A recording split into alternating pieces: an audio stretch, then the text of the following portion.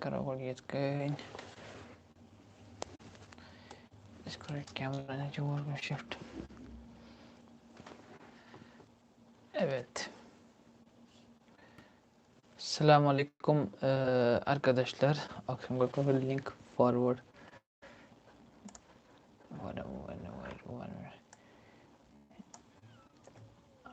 A second.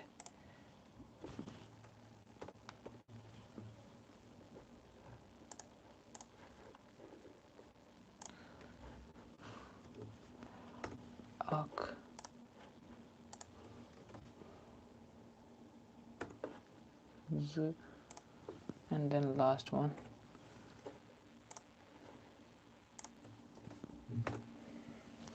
Evet, selamünaleyküm arkadaşlar. Tuğunç खैर मकदम यात लाइवस मज रात कोर वीडियो अपलोड तो अल्हम्दुलिल्लाह वारिया हद खो ज़्यादा रेस्पॉन्स बह हेकान सारे रिप्लाई करित कहें फेसबुक पे पूरा यल त्रोमुत वनकस खाली करान फोकस व्हाट्सएप बे यूट्यूब कमेंट तो बे मेल वेल कहें तथ पे करान ज़्यादा फोकस बह कर शॉर्ट इंट्रोडक्शन अत गड पन पत् स्कॉलरशिप हुन तो पत् करो ब्रोट कुन डिस्कस कि क्या कमन कमन थवन ध्यान थवन एप्लाई करने खतर गोडुक मेन रीजन टर्किश स्कॉलरशिप यह टर्किश गवर्नमेंट हज पन फुली स्पॉन्सर्ड स्कॉलरशिप हर वरी प्रत वरी कम से कम 500 बच्चन 5,000 बच्चन दिवान स्कॉलरशिप पर ईयर लास्ट वरी थोड़ा मसल गो ड्यू टू कोविड तम गो थोड़ा कोटा डाउन तो बह निम सवाल लास्टस गो करो थोड़ा इंट्रोडक्शन देन सवाल कुन तो अत मे सोरे क्या करान प्रोवाइड तुहद यूनिवर्सिटी प्लेसमेंट तुहद मंथली स्टेटमेंट तुहद हॉस्टल तुहद फर्स्ट टाइम टर्की यून तो डिग्री कंप्लीट गई तम वापस घर गो सो फ्लाइट टिकट तो बेस तम करान पे हेल्थ इंश्योरेंस सत प्रोवाइड वन क्राइटेरिया कुस कुस हेक अप्लाई करित बैचलर्स डिग्री तथ खतर ऑलरेडी वीडियो बनमत अत पे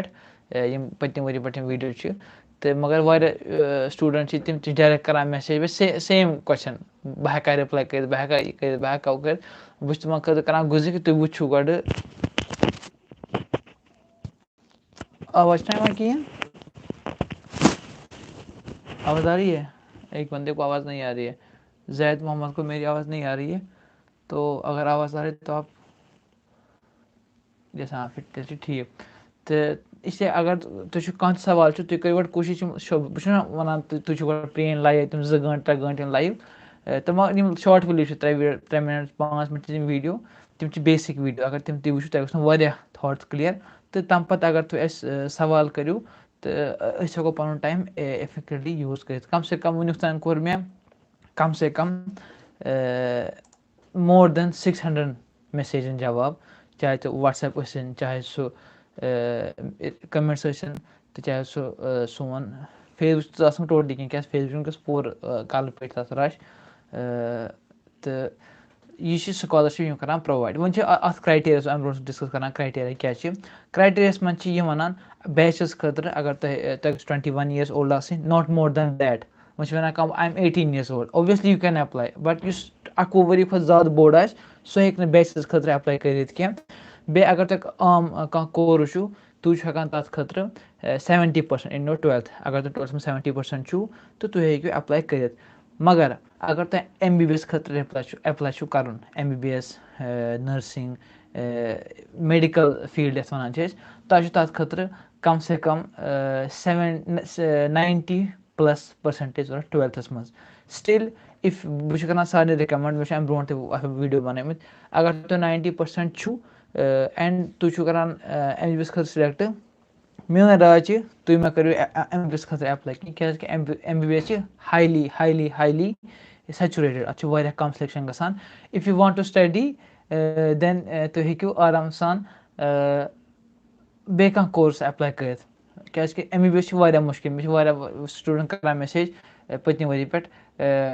मे 95% मे क्या गई सिलेक्शन क्या there are very few seats for MBBS 1 2 3 4 and تۄہہِ چھُ یہِ کَرُن فوکَس یِم چیٖز چھِ یہِ چھِ گلوبَل سکالرشِپ یہِ چھِنہٕ خٲلی کٲشِر کٮ۪ن خٲطرٕ یا اِنڈیا کٮ۪ن خٲطرٕ یا خاص کَنٹری چھِ گلوبَل اَتھ منٛز یُس ساروی کھۄتہٕ بیسٹ آسہِ 99% وٲلۍ چھِ آسان پَتہٕ تِمن الگ سِکِلز آسان پَنٕنۍ الگ پروگرام آسان تہٕ اسی لیے بہتر گوٚو یہِ چھِ میٲنۍ پٔرسنل سَجیشن تُہۍ ہیٚکِو ایپلاے کٔرِتھ نو ڈاوُٹ اِن دیٹ تہٕ کیازِ کہِ MBBS سِلیکشن چھِ واریاہ کَم گژھان avoid applying for MBBS you can go for باقٕے چیٖزن خٲطرٕ یُس بیچلٲرٕس خٲطرٕ ایپلاے کَرُن چھُ بیٚیہِ کَرٕ بہٕ repeat 70% in your 12th minimum کرٛایٹیریا تہٕ میڈِکَلس خٲطرٕ چھِ 90% پٕلس یہِ گوٚو اکھ پَتہٕ گوٚو سون ماسٹٲرٕس خٲطرٕ چھِ تُہنٛز ایج لیٚمٕژ 30 ؤری 30 کھۄتہٕ کَم چلہِ 25 شَتوُہ 28 29 30 تام چلہِ اَکتٕرہ ہیٚکہِ نہٕ ایپلاے کٔرِتھ کِہیٖنۍ بیٚیہِ گٔژھ تۄہہِ آسٕنۍ پَنٕنہِ بیچلٲرٕس ڈگری منٛز 75% بیچلٲرٕس منٛز یا گریجویشن منٛز وۄنۍ چھِ آسان کٲنٛسہِ 74 75 بہٕ چھُس یَژھان یوٗ کین ایپلاے مگر کیازِ کہِ یہِ چھِ گلوبل سکالرشِپ اَتھ چھِ لَچھِ وٲرۍ لُکھ کران apply and this is merit base scholarship ییٚتہِ چھِ there is no quota for anything ییٚتہِ چھِ وٕچھان کٔمِس چھِ زیادٕ اَصٕل marks they call them for interview نہ مےٚ چھُ اکھ لڑکہٕ وَنان تٔمِس ٲسۍ بِلو کرٛایٹیریا چھِ مےٚ وَنان بہٕ کیازِ ہیٚکہٕ نہٕ ایپلاے کٔرِتھ مےٚ چھا پاے چھِ تِمو دوٚپمُت criteria this is criteria I am the mediator میٲنۍ کٲم چھِ تۄہہِ نِش اِنفارمیشن واتناوُن یِتھ کٔنۍ چھِ کٲم یِتھ کٔنۍ چھِ گژھان پَتہٕ تِمو کیٛاہ چھِ کَران کٔمِس گژھِ سِلیکشَن کٔمِس کیٛازِ گٔے نہٕ سِلیکشَن تَتھ سۭتۍ چھِنہٕ اَسہِ ٹوٹلی کِہیٖنۍ أسۍ چھِ وَنان اگر سانہِ سۭتۍ کٲنٛسہِ کینٛہہ فٲیدٕ ہیٚکہِ وٲتِتھ تِم ہٮ۪کَن ییٚتہِ پٔرِتھ تہٕ سُہ چھُ اَکھ واریاہ اَکھ اَصٕل چیٖز کیٛازِکہِ واریاہ سٹوٗڈَنٛٹ چھِ پَران آلریڈی ییٚتہِ یہِ چھِنہٕ مان ژٕ کٕہٕنۍ چھِنہٕ گژھان سِلیکٹ کَم سے کَم 20 ٹُو 25 30 یہِ چھِ ڈِپٮ۪نٛڈ کَران ایپلِکیشنَس پٮ۪ٹھ ییٚمہِ ؤری بہٕ آس یور بہٕ چھُس پانہٕ اَمہِ سکالرشِپ یور آمُت ییٚلہِ بہٕ پانہٕ آسہٕ تَمہِ وِزِ ٲسۍ أسۍ خٲلی 10 سٹوٗڈَنٛٹ تَمہِ پَتہٕ ؤریے 15-20 تَمہِ پَتہٕ مان ژٕ دۄہ کھۄتہٕ دۄہ آے زیادٕ سٹوٗڈَنٛٹ کیٛازِکہِ دۄہ کھۄتہٕ دۄہ چھِ کَران زیادٕ شُرۍ کَران ایپلاے یہِ چھِ ایپلاے کَرنہٕ خٲطرٕ تُہُنٛد پرٛوسٮ۪س کِتھ کٔنۍ چھِ گژھان سِٹاٹ اَسے کوٚر ایپلاے تہٕ یِمَن کِتھ کٔنۍ گژھِ سِلیکشَن یِم چھِ وٕچھان خٲلی تُہُنٛد مارکٕس ییٚتہِ کینٛہہ یہِ چھِ وٕچھان تُہُنٛد لیٹر آف اِنٹٮ۪نٹ یُس مےٚ اَمہِ برونٛٹھ ڈِسکرایب چھُ گوٚمُت تہٕ بیٚیہِ خاص طور پٲٹھۍ کَرو أسۍ کَمِنٛگ اَکھ لایِو سٮ۪کشَن أکِس سکالَرَس سۭتۍ سُہ کَرِ اَسہِ زیادٕ ڈِسکرایب کیٛازِکہِ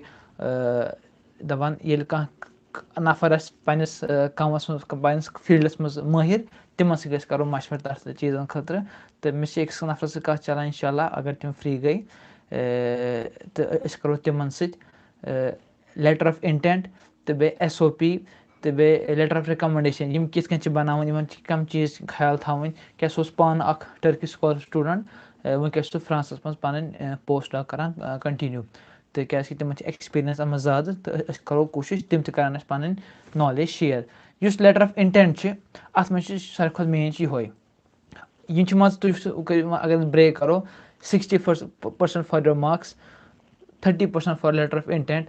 5% فار یہِ چھِ کَران گیس یہِ چھِ مگر یہِ چھِ گژھان break 10% for letter of recommendation 5% for تُہُنٛد ایٚکٕسٹرٛا کٔرِکوٗلَم ایٚکٹِوِٹیٖز چاہے تَتھ منٛز پَتہٕ تُہُنٛد سپوٹٕس آسہِ تۄہہِ کانٛہہ چھُ پیٹنٛٹ بَنومُت تۄہہِ آسیو کانٛہہ پیپَر لیوٚکھمُت تۄہہِ آسیو کانٛہہ تھیٖسِس لیوٚکھمُت تۄہہِ آسیو سوشَل کٲم کٔرمٕژ دے کَنسِڈَر دیٹ ٹوٗ یا تُہۍ ٲسِو یوٗٹیوٗبَر تُہۍ ٲسِو سوشَل کٲم کَران تُہۍ چھِو whatever you are which makes you unique from others کیٛازِکہِ یِم چھِ کَران تۄہہِ پٮ۪ٹھ یوٗت پونٛسہٕ خرٕچ یِم چھِ کَران تۄہہِ پٮ۪ٹھ یوٗت اِنوٮ۪سٹ یِم کیٛازِ کَران کٲنٛسہِ پٮ۪ٹھ اِنوٮ۪سٹ یِم چاہان یُس بَچہِ آسہِ سُہ گژھِ آسُن تھوڑا قٲبِل سُہ گژھِ قٲبِل چھِ سٲری آسان اِن دیٹ سٮ۪نٕس مگر سُہ گژھِ آسُن تھوڑا extraordinary so that we can invest in him تہٕ پَتہٕ چھِ سیم MBBS خٲطرٕ وَنہٕ بہٕ اگر تۄہہِ 90+ تہِ چھُو اگر تُہۍ چھُو چاہان توتہِ ترقی منٛز پَرُن better to apply for other courses کیٛازِکہِ وِد 90% تُہٕنٛز ایپلِکیشن گژھان واریاہ ایٖزی باقٕیَن کورسَن خٲطرٕ وٕنہِ چھِ 40 دۄہ بامبرٕ چھِنہٕ ضوٚرَتھ کینٛہہ واریاہَن سٹوٗڈَنٛٹ چھِ وَتھان ہاے ہے کھیوٚوکھ ما تہٕ you can take your time don't leave for last day like last کٮ۪ن 2 دۄہَن خٲطرٕ ترٛاوُن کینٛہہ مان ژٕ 18 19 20 فیبرؤری بہتر گوٚو تَمہِ دۄہ نہٕ ایپلاے کَرُن کینٛہہ مگر وی ہیو 30 days بیٚیہِ چھِ وٕنکٮ۪س سٔروَر ڈاوُن ہوپفُلی کیٛازِکہِ میجارٹی آف سٹوٗڈَنٛٹٕس چھِ تِمَن چھِ اَکھ مُشکلات پٮ۪وان سامنہٕ کَرُن سُہ چھُ ییٚلہِ تِم ٹٔرکِش ایٚکٕسپیٖریَنٕس چھِ فیٖل کَران تَتھ چھِ پَتہٕ سیم نیران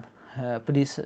فالو دَ سٮ۪کشَن نمبر 2 پھلان سُہ چھُنہٕ سبمِٹ گژھان کینٛہہ تہٕ تَتھ خٲطرٕ کٔرِو تُہۍ 1-2 دۄہ صبر کیٛازِکہِ گۄڈنِکۍ دۄہ چھِ آل اوٚوَر ٹرٛیفِک چھِ لُکھ چھِ کَران ایپلاے تہٕ سُہ چھُ ہٮ۪کان تھوڑا گٔژھِتھ تہٕ وۄنۍ کَرو أسۍ کوٗشِش یِم سوالات یِن تِمن دِمو ہیٚرِ پٮ۪ٹھ گۄڈٕ بۄنہٕ کُن نظرا सलाम वलाम थोस वनकस साइडस कुन क्या सलाम ज़रूरी वालेकुम अस्सलाम अगर 7 नफर करान सलाम तेल गई video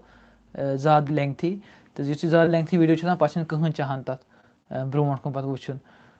how I get letter of recommendation letter of recommendation चु करान पन्निस प्रोफेसर सत कथ या इस तुम टीचर अगर तुम हाई स्कूलस मज 12th मज या अगर तुम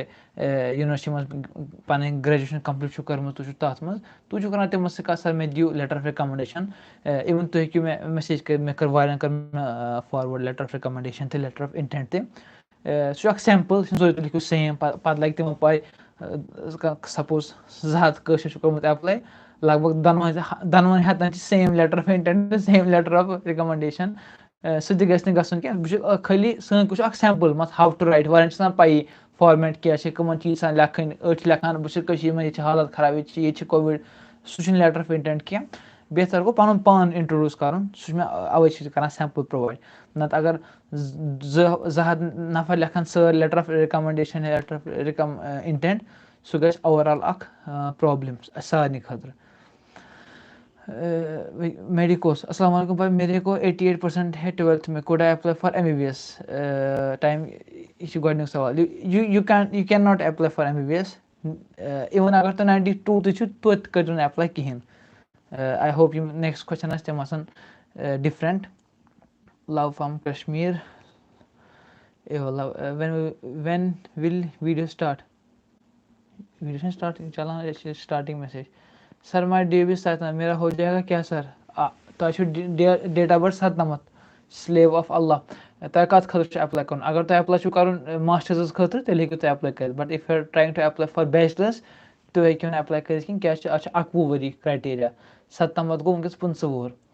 लेटर ऑफ कंटेंट यूट्यूबर शायद बनियोमुत द मेशीन क्या वनकस यूट्यूबर पूरा क्रिंज बनियोमुत सारे गोमुत रिकॉर्डन कुन सारे गोमुत एक चीज़ कुन क्वालिटी इज 0 बे खास तमन व्यूज वुचान आई हैव बीन लाइक मे गई 1.5 वरी टोस पे लाइक अलहमदुलिल्लाह I am happy with my Facebook whatever it is but ये वुचान बे अच्छे कहें मगर व्यू सासन मज लछन मज आम पे गसान थोड़ा मुश्किल पहमत इथे गो तो गो क्या इसलिए अगर तुम नई चैनल पे फर्स्ट टाइम तेल कर सब्सक्राइब तो क्या सपोर्ट मिलान ना नंबर्स बल नंबर गेम बट मोटिवेशन तक सपोर्ट मिलान रिजल्ट कब निकलेगा स्कॉलरशिप वनकस कर अप्लाई 10 जनवरी टू 20 फरवरी एप्लीकेशन टाइम एप्लीकेशन टाइम गसान खत्म पे मार्च एंडिंग तो अप्रैल मज generally mail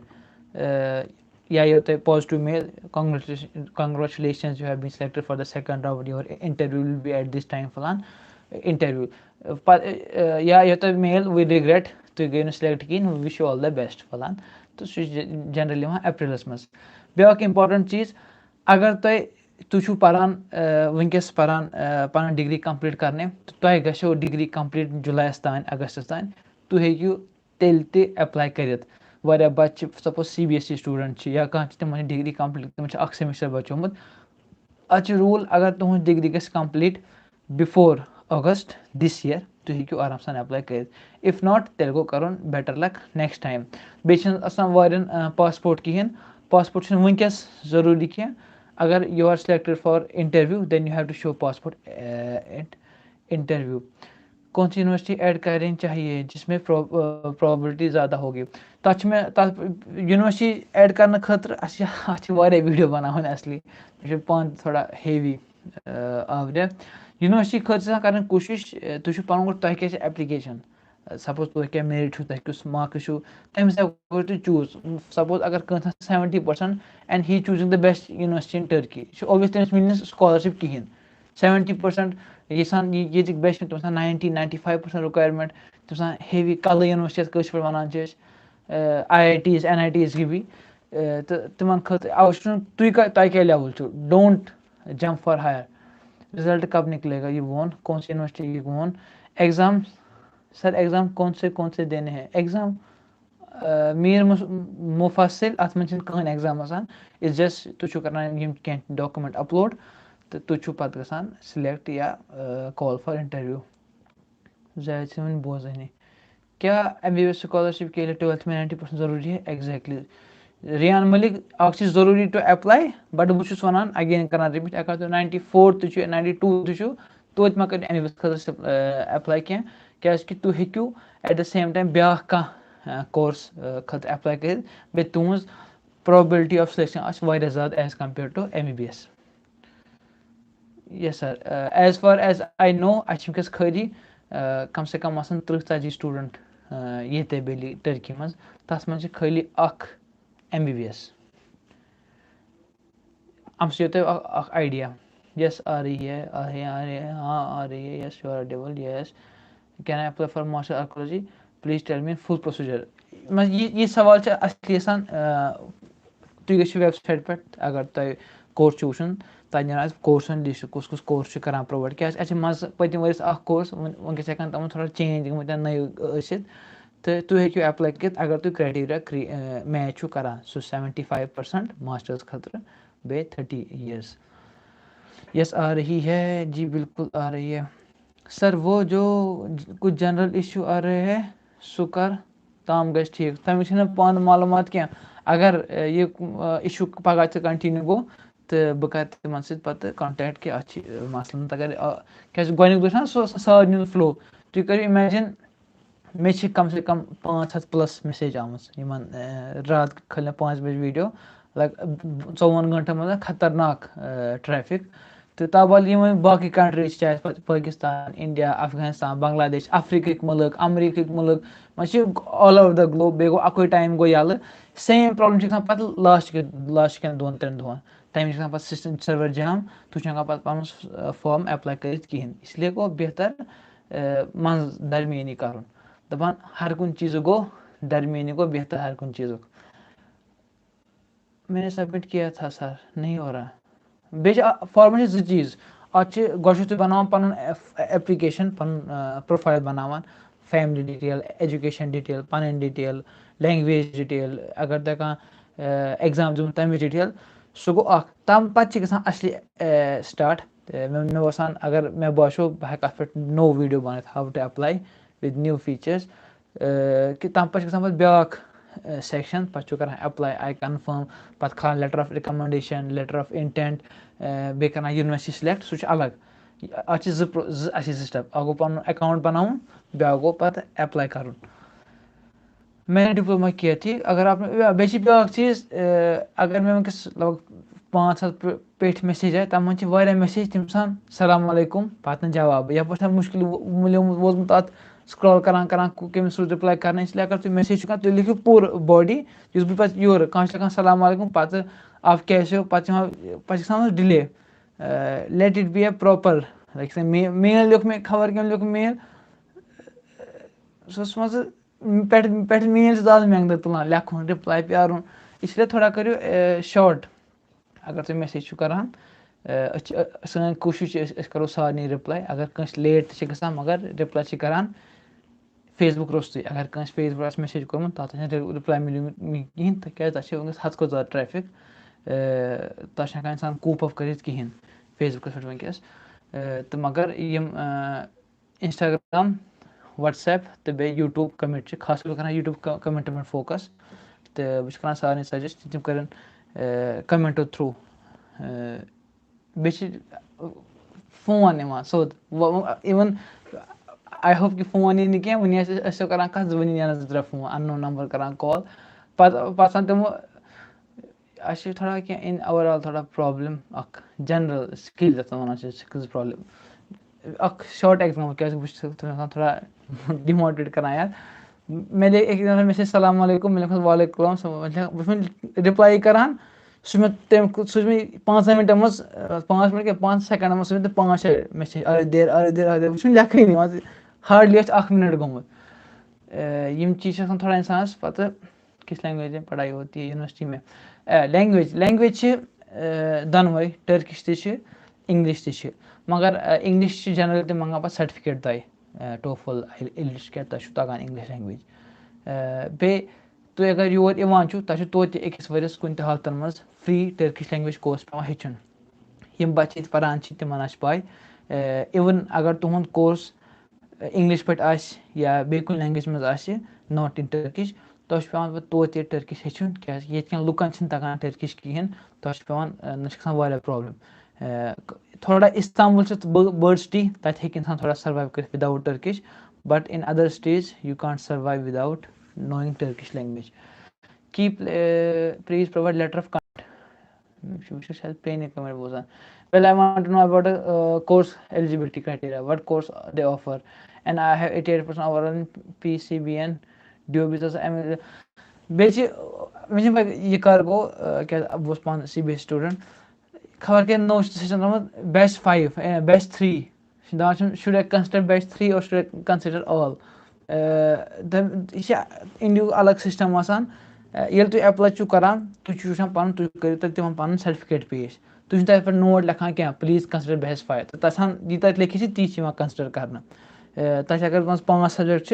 and the total is 70% and if I select the best 3 total exam 50% total exam 90% सह करान कह तो कोर्स कम प्रोवाइड कर तथ खस वन बे तुम गो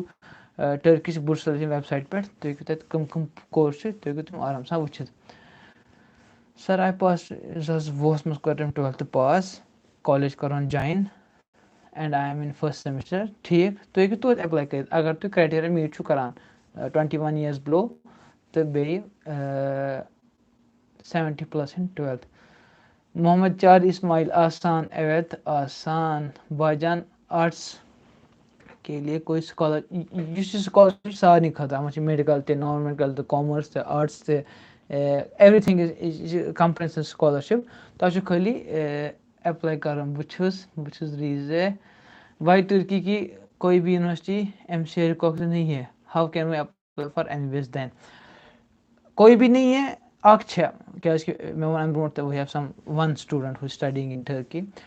तो पे गसान एम्बेसी पे तुम करान पे अप्लाई मत क्या MCA रिकॉग्नाइज क्या वन तक पोर्मुत इंडी क्या टर्की यूनिवर्सिटी मज इसलिए तुम गसान MCA बोर्डस नश तुम अच्छे पी कस यूनिवर्सिटी पे पे सह प्रोसेस स्टार्ट कर अगर तुम स्टार्ट प्रोसेस स्टार्ट कर सह गसान तथ मसल क्या रिकॉग्नाइज कर मगर ये MBBS वारिया मुश्किल इवन वारिया वन वी आर एबल टू हेको पे कर मगर ये पे MBBS कस कम से कम 70-80 लाख रपी डिग्री बे तथ खत पे वारिया मुश्किल सह खाली वनकस कजाकिस्तान तक पान तम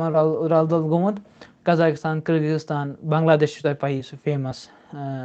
बे चाइना रशिया यम कंट्रीज प्राइवेट यूनिवर्सिटी अथ पे बेस्ड टर्की मन कस टोटली कहें सर बीबी की परसेंट की I hope I answer these questions sir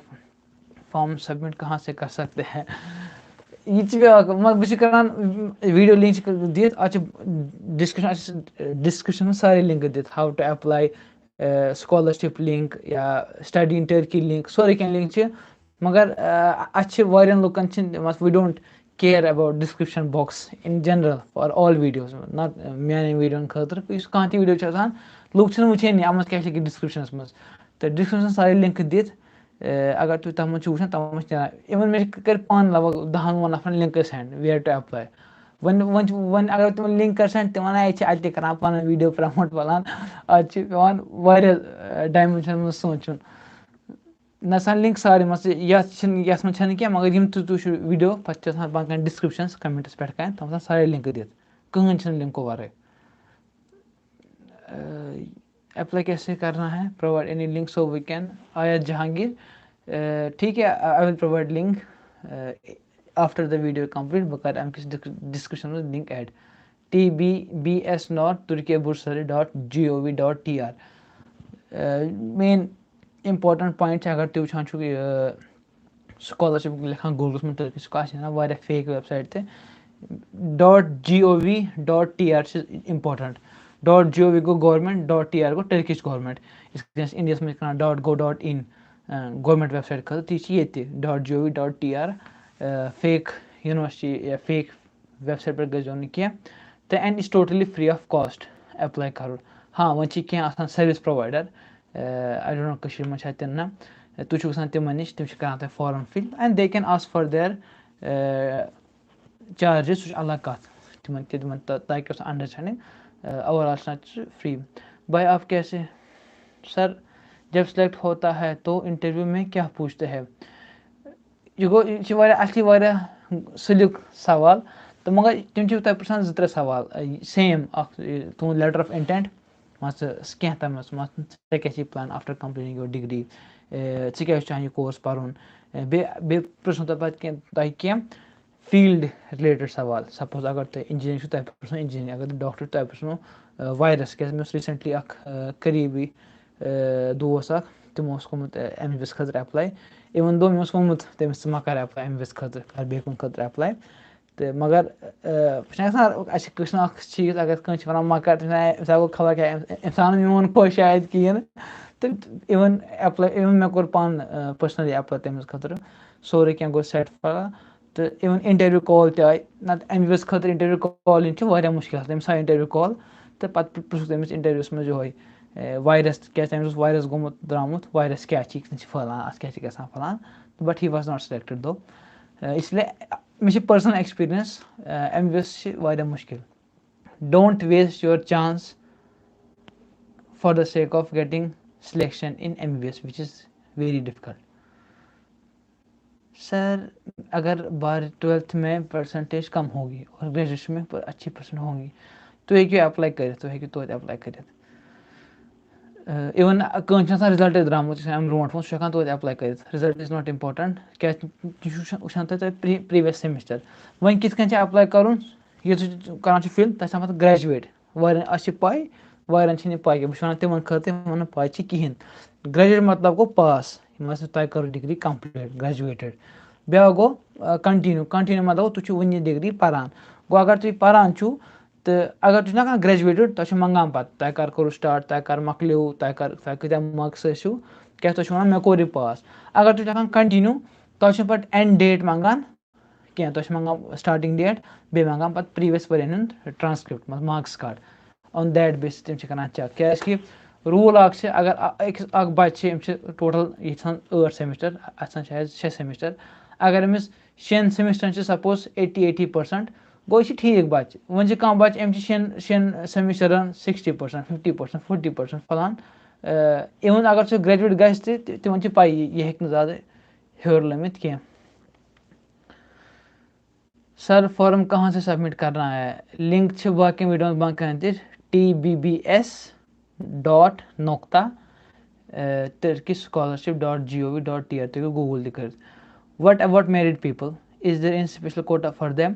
no special quota for married people but तुम हेक्यू गसित पन्ने फैमिली साथ तौर तुम दिवान एक्स्ट्रा थोड़ा accommodation suppose ये मास्टर्स PhD स्टूडेंट यह तिमन खतर खास even we applied for demanded for the graduate to bachelors to one go सह कह वनकस खाली यम मास्टर्स तो बे PhD करान ये तम टर्की इन पर्न खतर तो तिम रोजान हॉस्टलस मज तो सपोज तिम फैमिली सम लेखान पे मेल बुर्सदारी गवर्नमेंटस अत प्रोग्राम थ्रू कि बह चाहान हॉस्टल लीव कर बह चाहान फ्लैट रेंट कर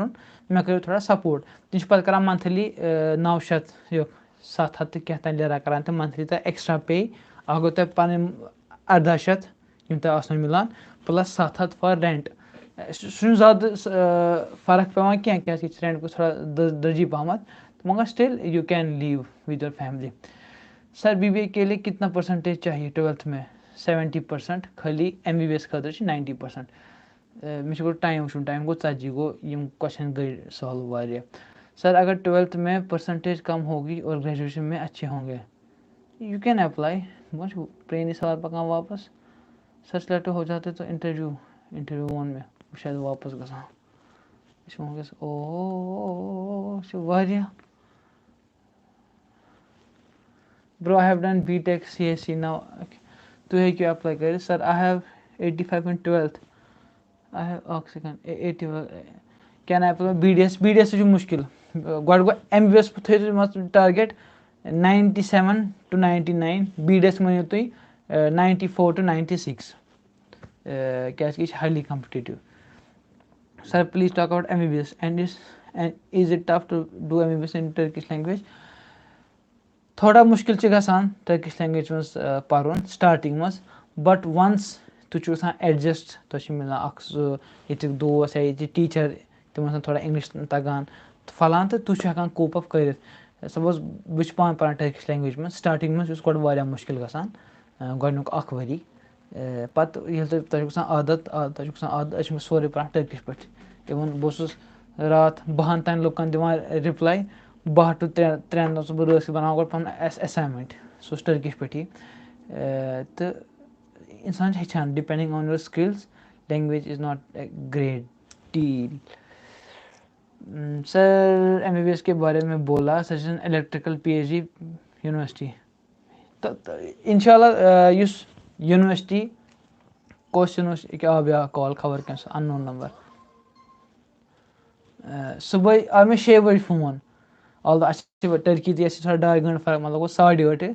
कशीर क्या अब या 8:30 कशीर फोन तो वुन क्या वुन 3 बजे लाइक छुन त्रानी याले ये गए आई होप कि तो गसान वीडियो पॉज ये गए रियल एग्जांपल 3 फोन आए हालस एक नाम all of sudden bro I have done CSC बो सुनान यूनिवर्सिटी खतर इंशाल्लाह युस बह डॉक्टर शकील सत कत कर अगर तुम फ्री गई यथ वीकेंडस पे करो तिमन सत अख live section short live section तम करो कोशिश जानस तिमन letter of intent letter of recommendation तो बे यूनिवर्सिटीज प्रेफरेंस करने खतर क्या क्या चीज़ पे ख्याल थवन क्या तम सन सीनियर डॉक्टरेट स्टूडेंट तिमन पाई मे खुद ज़्यादा तो बेहतर गो करो असल इन्फॉर्मेशन ब्रोट कुन सत. सर इंटरव्यू किधर होता है इंटरव्यू ये गो टर्किश एम्बेसी में दिल्ली मज तो तम पत गो वायरस तम पत 2 वरी पत गो वायरस तो वनकस ऑनलाइन गसान लास्ट वरी गो online. Suggest me some electrical engineering वन में सर अपनी ईमेल दे वो ईमेल मिलो तो इन्फोस मज चैनल यूट्यूब चैनल सा लिखित डिस्क्रिप्शन तो इन्फो लिखित कॉन्टैक्ट इन्फो सर ईमेल मेरी कसदन देखो प्लीज मेरा क्वेश्चन अयान गेमिंग तुम लिखो वो क्या खल तुन क्वेश्चन वारिया क्वेश्चन हद को ज़्यादा क्वेश्चन तुम लिखो बोन कुन करो कोशिश क्या वारिया लिखान अकोई question sir joint ISBD scholarship में कितना होना चाहिए. ISBD स्कॉलरशिप ने क्या टाइम पत तो सुनिए तथ करो अलग तफ क्या मिक्स बे by the way ISBD scholarship सो गई पत्म वरी पे स्टार्ट सो असल किक स्टार्ट स्टूडेंट खतर यमो क्या आव सवाल what is the eligibility for BBA 70% in 12th बे 21 क्या BBA तो BBA खतर कर अप्लाई 21 ईयर कम उस एज आसन बिलो बाय इज TOEFL और IELTS मस्ट हाँ एवट TOEFL एंड IELTS अगर तुम चाहान इंग्लिश पढ़न तो TOEFL एंड IELTS तुज सिलेक्शन फॉर इंग्लिश यूनिवर्सिटी आसान गसान अगर तुम TOEFL IELTS कहें तह मुश्किल मिलान इंग्लिश यूनिवर्सिटी तह मिलो पे तेल टर्किश यूनिवर्सिटी इवन अगर तुम इंग्लिश यूनिवर्सिटी मिलान तह तोत अकिस वरियस टर्किश लैंग्वेज कोर्स पढ़न एंड विच इज़ वर्थ तह मे ग वरी ज़ाय वरी ज़ाय गसान क्या यह बेहतरीन एक्सपीरियंस टाइम लैंग्वेज क्या लैंग्वेज अलग चीज़ खोलान. सैंडी इमोटल को थोड़ा मदद में कमेंटन मज क्या बेसिक सवाल विदाउट वॉचिंग प्रीवियस वीडियोज तो I would like to thank Sandy immortals for that थोड़ा करान मैन बल तिमन reply. Joint Turkey ISB scholarship में कितने परसेंटेज होने चाहिए for MBBS same 90+. MBBS overall मुश्किल स्कॉलरशिप बेस ये even Turkey much MBBS bro वो पोसन खतर तो मुश्किल even if ready to pay still it's difficult to get MBBS seat here क्या ये यूनिवर्सिटी क्या 2 कोटा थोत फॉरेन स्टूडेंट खतर सपोज अगर 60 यूनिवर्सिटी थो 2 कोटा थो सारे यूनिवर्सिटी खतर गो 160 सीट तो वो पान 160 थ्रू आउट द वर्ल्ड तम 160 मुल्क अगर सारे मुल्क अख स्टूडेंट थो तोत वात 20 मुल्कन जाई क्या पत्म वर्ष को मतलब 1.5 लाख एप्लाई 170 मुल्कों पे अगर सारे मुल्कन अख नफर दिमो तो बचन 20 मुल्क यमन न कहीं बच गए सिलेक्ट MBBS खतर। इस वीडियो को लाइक करो जल्दी, लाइक करो। अच्छे तम लाइक या व्यूजन हंद मसल क्या खाली सा मसले वुचान क्या क्रिंज कंटेंट खास तौर पर यूट्यूब क्या हाल चलान गए सारे रिकॉर्डन कुन गए सारे प्रैंकन कुन गए सारे एक चीज़ कुन तो क्वालिटी मेंटेन रोजान कहें दम पे तिहद व्यूज वुचान 2 लाख 3 लाख 4 लाख इंसान या लुक वुचान या फेक कंट्रोवर्सी क्रिएट करना गाम शार क्रिएट करना व्यूवन खतर वन हमिस वन ब्या तम सान पे पथ कुन लुक सान बुथ वन पथ यूट्यूब एज ए सोसाइटी क्या what we demand from YouTube suppose अगर बह कह वीडियो बनाव अगर मे बसान व्यूज दिवान कह बह बनाव सह वीडियो ब्या इन दैट सेंस ये तम व्यूज पे ब्या बनान चेन गसान क्रिएट ये age a people stop watching those cringy content तेल हे गसित। Sir any possible for BSc nursing और BSc lab and what is the eligibility criteria BSc अत वो मे बह कह सवाल अगर रूदमुत तेल करो सह रटोन अगर न तेल करो कोशिश बंद करनस क्या पे ब्या लाइव वुचन गंट लाइव बह कत वुच तो पे गसान I have done dental assistant course can I apply dental assistant course सह अमुक ज़्यादा पान इंफॉर्मेशन कह हेको अत पे अलग डिटेल्ड कत कर डेंटल असिस्टेंट को SO डिग्री मान डिप्लोमा कोर्स मान यह क्या इंटरनेशनल मार्केट। AJ वायरस सलाम वालेकुम अस्सलाम AJ वायरस the letter of intent that you sent me the letter is high level as I have to apply for undergraduate मे वो फहीम फारूक मे वो अम ब्रो सह सैम्पल सह इवन स्कॉलर कल कत लाइवस मज तम सज पर्सनल क्या तम कोर फेवर तम दिस पन लेटर ना कहें दिवान तम दिज तो सह ओबियसली थोड़ा हाई लेवल मगर तुम योतन आइडिया क्या लेखुन तो क्या लेखुन मस क्या लेखान तम चीज़ लेखन तम लिख जनरल आउटलाइन कि लेखुन क्या ओबियसली सह हाई लेवल सह शायद PhD खतर तुम करो बैचलर्स खतर अप्लाई तो बट स्टिल तुम मिलो आइडिया सह खाली लेटर ऑफ इंटेंट अगेन यम पता सन आमत यम बह letter of recommendation letter of intent SOP provide करान सेम लिखो ना क्या अगर 200 नफर अप्लाई कर 200 लेखन सेम तो ये पत नफर तत वुचान कुन कुन कुन सह वन यार ये दाल में कुछ पीला है। अस्सलाम वालेकुम ब्रदर आई एम जहत 2020 12th pass 85 mechanical engineer how much time does scholarship result take and when will my session start session start September मज तो before September April में लगे तुम पाई first round are you qualified for interview or not ये तुम गो May मज May June गो interview तो पे अगस्त July अगस्त रिजल्ट तो पे कर पे visa process start and in September you will land in Turkey September मज। I do not get answer suggest me some electrical PhD I am Abrarul Haq Abrarul sab मे वो तुम अत पे बह हेको ज़्यादा बह हेको वन Marmara university Yildiz university SK मज यूनिवर्सिटी एरजी यूनिवर्सिटी मगर बेहतर गो करो नए हफ्ते अगर सह फ्री गो करो तमन सह इज हिमसेल्फ इंजीनियरिंग स्टूडेंट तो तमस पाई कुछ कत फील्डस मज क्या बह इंजीनियरिंग स्टूडेंट कहें मे पे फील्ड पाई तो इन ऑर्डर टू गेट सही जवाब सही सोच सही एप्रोप्रिएट जवाब कर कोशिश कि सोन सर्विस प्रोवाइड करान सह ग ठीक सह ग high quality not the cringe content which is going around the YouTube community. Sir क्या फाइन आर्ट्स होता है इस स्कॉलरशिप जी होता है नाव आर्ट फॉर पीस कर फाइन आर्ट सर वो मैं 12th पास ये आपको मैंने बोला 94% एक साल ड्रॉप किया मुझे 94% थे 12th में and I want to do BSc physics you can do your BSc easily generally چھِ کران اِوٕن اَسہِ ٲس ریٖسنٛٹلی ییٚتہِ بیٚیہِ سۭتۍ سٹوٗڈنٛٹٕس میٖٹ تِم چھِ کران ریگولرلی چیک آن سٹوٗڈنٛٹٕس تُہۍ کیٛاہ چھُو کران ٹھیٖک چھُو اَصٕل پٲٹھۍ چھُو بیٚیہِ چھِ تِم کران although if you get selected for Turkish scholarship تۄہہِ چھُنہٕ خٲلی نارمل پَڑٲے یٲژ دِوان تۄہہِ چھُ پَتہٕ ایٚکٕسٹرا ہاو ٹُو ڈیولَپ یور سِکِلٕز تَتھ چھِ الگ کورس تِم کران فرٛی آف کاسٹ پرٛووایڈ تہٕ أسۍ ٲسۍ تِمن سۭتۍ کَتھ کران پَتہٕ ؤژھ اَمچی کَتھ دوٚپُکھ أسۍ چھِ کران پرٛیفر یُس سٹوٗڈنٛٹ آسہِ سُہ گژھِ کَنٹِنیوٗٹی آسٕنۍ سَپوز تۄہہِ کوٚروٗ 18تھَس منٛز 18 وُہُر کوٚر تۄہہِ 12th پاس تُہۍ گٔژھِو 19 یا 20 ایپلاے کَرُن فار تۄہہِ گٔژھ نہٕ زیادٕ گیپ آسُن تھوٚمُت ترٛوومُت پھلان they ask for continuity is statement enough for normal survival good question statement چھِنہٕ اَسہِ یہِ اوس گۄڈٕ واریاہ اَصٕل but due to economic crisis in Turkey وٕنکیٚس چھِ مان ژٕ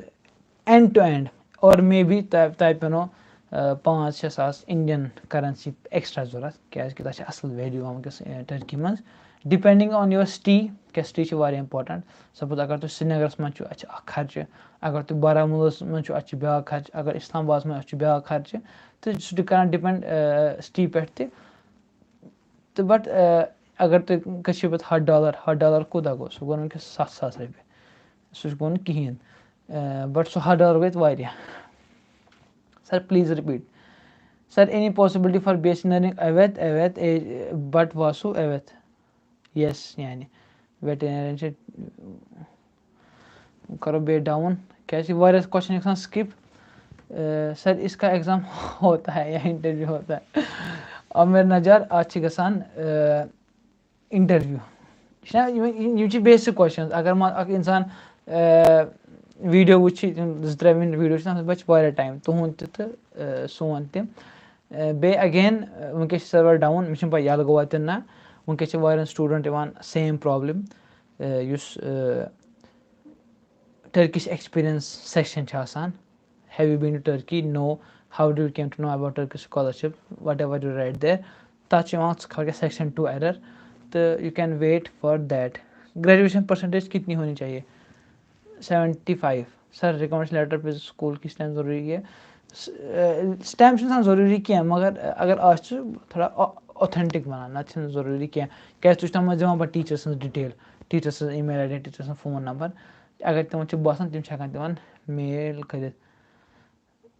سینڈی اِموٹل چھِ کَران مےٚ بیٚیہِ اَکہِ لَٹہِ سر ویٹنٔری کورس چھا پاسِبٕل سُہ وٕچھِو تُہۍ پرٛوگرام لِسٹَس منٛز کُس پرٛووایڈ چھِ کَران پرٛووایڈ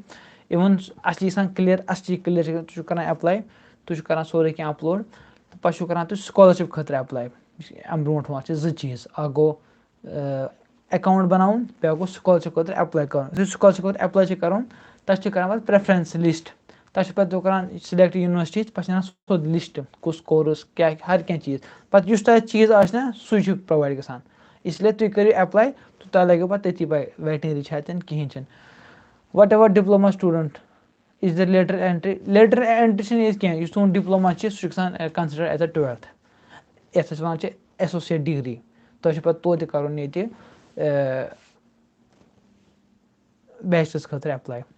نو لیٹر اینٹری ییٚتہِ چھِ گژھان لیٹر اینٹری اگر تُہۍ ییٚتہِ چھُو کَران ڈِپلوما پَتہٕ چھُو کَران ییٚتہِ ایپلاے کیٛاہ چھِ گژھان syllabus it's all about syllabus کیٛازِ تۄہہِ چھُ پَتہٕ وَنُن مےٚ پوٚر یہِ سَبجَکٹ یَتھ منٛز پوٚر مےٚ یہِ پَتہٕ چھِ وَنان یوٗنیورسٹی یہِ چھِ گژھان میٛٲنِس match I can view of these subjects وۄنۍ اِنڈیُک یا کٔشیٖرِ ہُنٛد ڈِپلوما تہٕ ییٚتیُک ڈِپلوما چھِنہٕ سیم اوبویسلی کِہیٖنۍ تَمہِ کِنۍ چھُنہٕ سُہ گژھان کَنسِڈر کینٛہہ پی ایچ ڈی خٲطرٕ چھِ تۄہہِ 75% ضوٚرَتھ پنٛنِس ماسٹٲرزَس منٛز ماجد بٹ شیخ انصر ٹوفل اینڈ اِلِس کا ایٚگزام کب ہوتا ہے سُہ چھُنہٕ مےٚ پاے کینٛہہ تَتھ چھِ الگ ویبسایٹ آسان سُہ چھُ الگ تَتھ چھُ پٮ۪وان شاید 12-13 ساس پے کَرُن ٹوفل اِلِس خٲطرٕ پَتہٕ سکور پھٕلان تہٕ سُہ وٕچھُن تۄہہِ پانَے سُہ کَر چھِ ایپلاے گژھان وٹ ایباوُٹ ڈِپلوما سٹوٗڈنٛٹ ایویت سیٖرت جاوید 34 آی آنسٲڈ سر اوس واپَس بۄن is any agent available in Srinagar who can help us regarding this scholarship یِتھ کٔنۍ چھِنہٕ مےٚ باسان کینٛہہ اگر بہٕ آسہٕ ہا مے بی أسۍ ہٮ۪کو کینٛہہ ہیلٕپ کٔرِتھ تہٕ مگر مےٚ چھِنہٕ پاے اگر آسہِ کانٛہہ تہٕ بہٕ ہٮ۪کہٕ سُہ پَتہٕ برونٛٹھ کُن تۄہہِ فاروٲڈ کٔرِتھ please tell me I have 92% in 10th 82 in 12th 82 in B tech and 79 in MTech. Can I get scholarship? Yes, you can apply for scholarship for PhD. Nusrat Khan. Basically, بیٛاکھ rare اکھ واریاہ کم student تَتھ خٲطرٕ پرٛژھان سُہ گوٚو post ڈاک. Post scholarship گژھان آفٹر PhD. سُہ چھُنہٕ یَتھ سکالرشِپ لین دین کِہیٖنۍ. سُہ چھُ آسان ؤریَس منٛز 4 لَٹہِ ایویلیبٕل. یہِ ٹایم تَتھ آسان تِمو تھوٚمُت سیٖزن کیٛازِ سُہ چھُ آسان اکھ ؤری سکالرشِپ کورس. تَتھ چھِ الگ ڈِمانٛڈ الگ فٲیدٕ آسان تہٕ تَتھ خٲطرٕ چھِ الگ لوٲحِزمات. یِم چھِ مٔشیٖدٕے گوٚمُت کٲشِر تہِ وارٕ وارٕ. واریاہ لُکھ چھِ آسان وَنان مُجھے MA میں 62% unfortunately you can't apply for PhD. وۄنۍ ؤنِو کیٛازِ چھِ ہٮ۪کان ایپلاے کٔرِتھ کِہیٖنۍ. سپوز وۄنۍ اَسہِ کٔرٕن کَتھ یَتھ منٛز یہِ آیہِ 200-300 بَچہِ یِم چاہان چھِ ایپلاے کَرُن. وۄنۍ اگر بہٕ چھُس سپوز سکالرشِپ پرٛووایِڈ کَران مےٚ چھِ 10 نفر نِنۍ نفر چھِ 100 بہٕ کُس کَران سِلیکٹ ییٚمِس زیادٕ مارکٕس آسان یا ییٚمِس زیادٕ کٲم آسہِ کٔرمٕژ. وۄنۍ چھِ مےٚ نِش 10 نفر یِمن 80 ایبو چھُ 5 نفر چھِ یِمن 75 ایبو چھِ کینٛہہ نفر چھِ یِمن 60 ایبو چھِ. گوٚو یِم 60 ایبو چھِ تِمن یی نہٕ وٲرۍ ٹوٹلی کِہینۍ کیازِ اَتھ چھِ گۄڈٕ یِوان میرِٹ بیس سکالرشِپ تُہنٛدٮ۪ن مارکسن پٮ۪ٹھ. ہاں وۄنۍ چھِ 62 وول نفر مگر یہِ چھُ گولڈ میڈلِسٹ اِن سپوٹٕس یا یہِ چھِ یوٗٹیوٗبر یا مان ژٕ بوٚڑ بار یوٗٹیوٗبر سٲنۍ پٲٹھۍ نہٕ کینٛہہ یا یہِ چھِ بدل کینٛہہ تیٚلہِ کرٕ بہٕ کانٛہہ ٹھیٖک اَمہِ سۭتۍ چھِ پڑٲے منٛز کم مارکٕس مگر اَمہِ سۭتۍ چھِ یِم سِکلٕز بہٕ ہٮ۪کن یہِ أمِس سکالرشِپ پرٛووایِڈ کٔرِتھ. یہِ چھِ یِتھ کٔنۍ کٲم کران. اگین یہِ چھِ میرِٹ بیس سکالرشِپ. اَمہِ برونٛٹھ ووٚن واریاہ لُکھ چھِ گژھان مےٚ سۭتۍ ناراض ییٚلہِ بہٕ تِمن چھُس وَنان تُہۍ ہیٚکِو نہٕ ایپلاے کٔرِتھ کِہینۍ تِم چھِ وَنان یارٕ تیٚلہِ کَتھ بَنوو ژےٚ video. Any scholarship for bachelor's degree? Okay. Nasir drawing artist اوید ناصر صٲب سکالرشِپ حظ چھےٚ آرام سان دٔستیاب. تُہۍ ہیٚکِو ویٖڈیو وٕچھِتھ یِم اَسہِ اَمہِ برونٛٹھ تہِ بَنٲومٕتۍ چھِ کیٛاہ کیٛاہ کرٛایٹیریا روزِ 70+ in 12th. Sir please BSc Anesthesia کر یُس Anesthesia فلان یہِ چھِ یِوان میڈِکلَس منٛز ماننہٕ تَتہِ چھِ یہِ مانان یِم وٹ اِز کَپس پورٹل اکھ سیکنڈ پرے بابر تۄہہِ ووتوٕ یُس Anesthesia چھِ یہِ چھِ ماننہٕ میڈِکل ساینس منٛز to apply for medical sciences you need to have 90% in 12th. ایویٹس وۄنۍ چھِ وَنان نیچرَن کوٚر واریاہ اکھ بہتریٖن سوال مےٚ چھِ سپوز 90 مےٚ یِن 95% 12th مگر مےٚ چھُنہٕ اَتھَس کیٚنٛہہ رِزلٹ کِہیٖنۍ بہٕ کِتھ کٔنۍ کَرٕ ایپلاے. یِتھ کٔنۍ مےٚ اَمہِ برونٛٹھ ووٚن تُہۍ چھِو کَران ایپلاے تُہۍ چھِو ہٮ۪کان پَتہٕ اَتھ ڈِگری منٛز کَنٹِنیوٗ پَتہٕ چھُو کھالان پٔتمہِ ؤرِیِکۍ مارکٕس. اینڈ یُس بَچہِ 90 بَچہِ آسہِ نا 95 تٔمِس آسان 10th منٛز تِتھی مارکٕس تٔمِس آسان 11th منٛز تِتھی مارکٕس سو دے کین جَج اِٹ. ییٚلہِ بہٕ سِلیکٹ گوٚوُس ییٚلہِ مےٚ ایپلاے اوس کوٚرمُت پانہٕ مےٚ تہِ ٲس نہٕ 12th مارکٕس کِہیٖنۍ کیٛازِکہِ اَمہِ برونٛٹھ بہٕ اوسُس CBSE سٹوٗڈنٛٹ اَسہِ درٛاو رِزلٹ مییَس منٛز ایپلاے اوس کوٚرمُت اَسہِ اوبویسلی فیبرؤریَس منٛز تہٕ مےٚ اوس کوٚرمُت وِدآوُٹ پَنُن 12th مارکٕس ایپلاے. اِوٕن مےٚ گوٚو اِنٹرویو تہِ مےٚ اوس نہٕ توتہِ سرٹِفِکیٹ اَتھَس کٮ۪تھ کِہیٖنۍ رِزلٹ اوس نہٕ اَتھَس منٛز کِہیٖنۍ بٹ یہِ تِم چھِ وٕچھان تُہُنٛد 10th مارکٕس چھِ مےٚ ٹھیٖک واریاہ ٹھیٖک وۄنۍ تَمہِ حِساب یا باقٕے سِکِل یِم وٕچھان چھِ بٹ تِم چھِ کَران کَنسِڈَر اِن دیٹ سٮ۪نٕس. یُس دولت کَپٕس دولت گوٚو آنلاین دولت گوٚو پورٹل یعنی گورمٮ۪نٛٹُک یُس پورٹل چھِ یہِ چھِ ٹٔرکِش لُکَن خٲطرٕ یِمَن آدھار کارڈ آسہِ ییٚتیُک آدھار کارڈ تِم چھِ ہٮ۪کان پَتہٕ آنلاین لاگ اِن کٔرِتھ. یہِ چھِ وَنان سُے مان ژٕ لاگ اِن وِد یور ای میل اور password log in with Aadhaar card in that sense یہِ چھُنہٕ تۄہہِ خٲطرٕ کینٛہہ. اگر 62 ہے اپلائی کر سکتے ہیں کیا پتہ 62 اگر آیا تو کیٛاہ پتہ اگر 62 آیا تو گوٚو أمِس چھِنہٕ شورٕے گۄڈٕ أمِس تہِ نہ پَتہٕ چھِ یِمَن چھِ الگ پرٛوگرام تہِ آسان میرِٹ کیٛازِکہِ اَسہِ چھِ آسان وٕنکٮ۪س چھِ ٹِک ٹاکُک زمانہٕ people are getting short retention power تَتھ منٛز چھِ وَنان سُہ ویٖڈیو آسان بَناوان ایک کاغذ کا ٹُکڑا میرا فیوٗچَر ڈِسکرٛایب نہیں کر سکتا فلان اینڈ ڈِسکان یا بیٚیہِ کیٛاہ چھِ وَنان مان ژٕ واریاہ کینٛہہ چیٖز گٔے چینٛج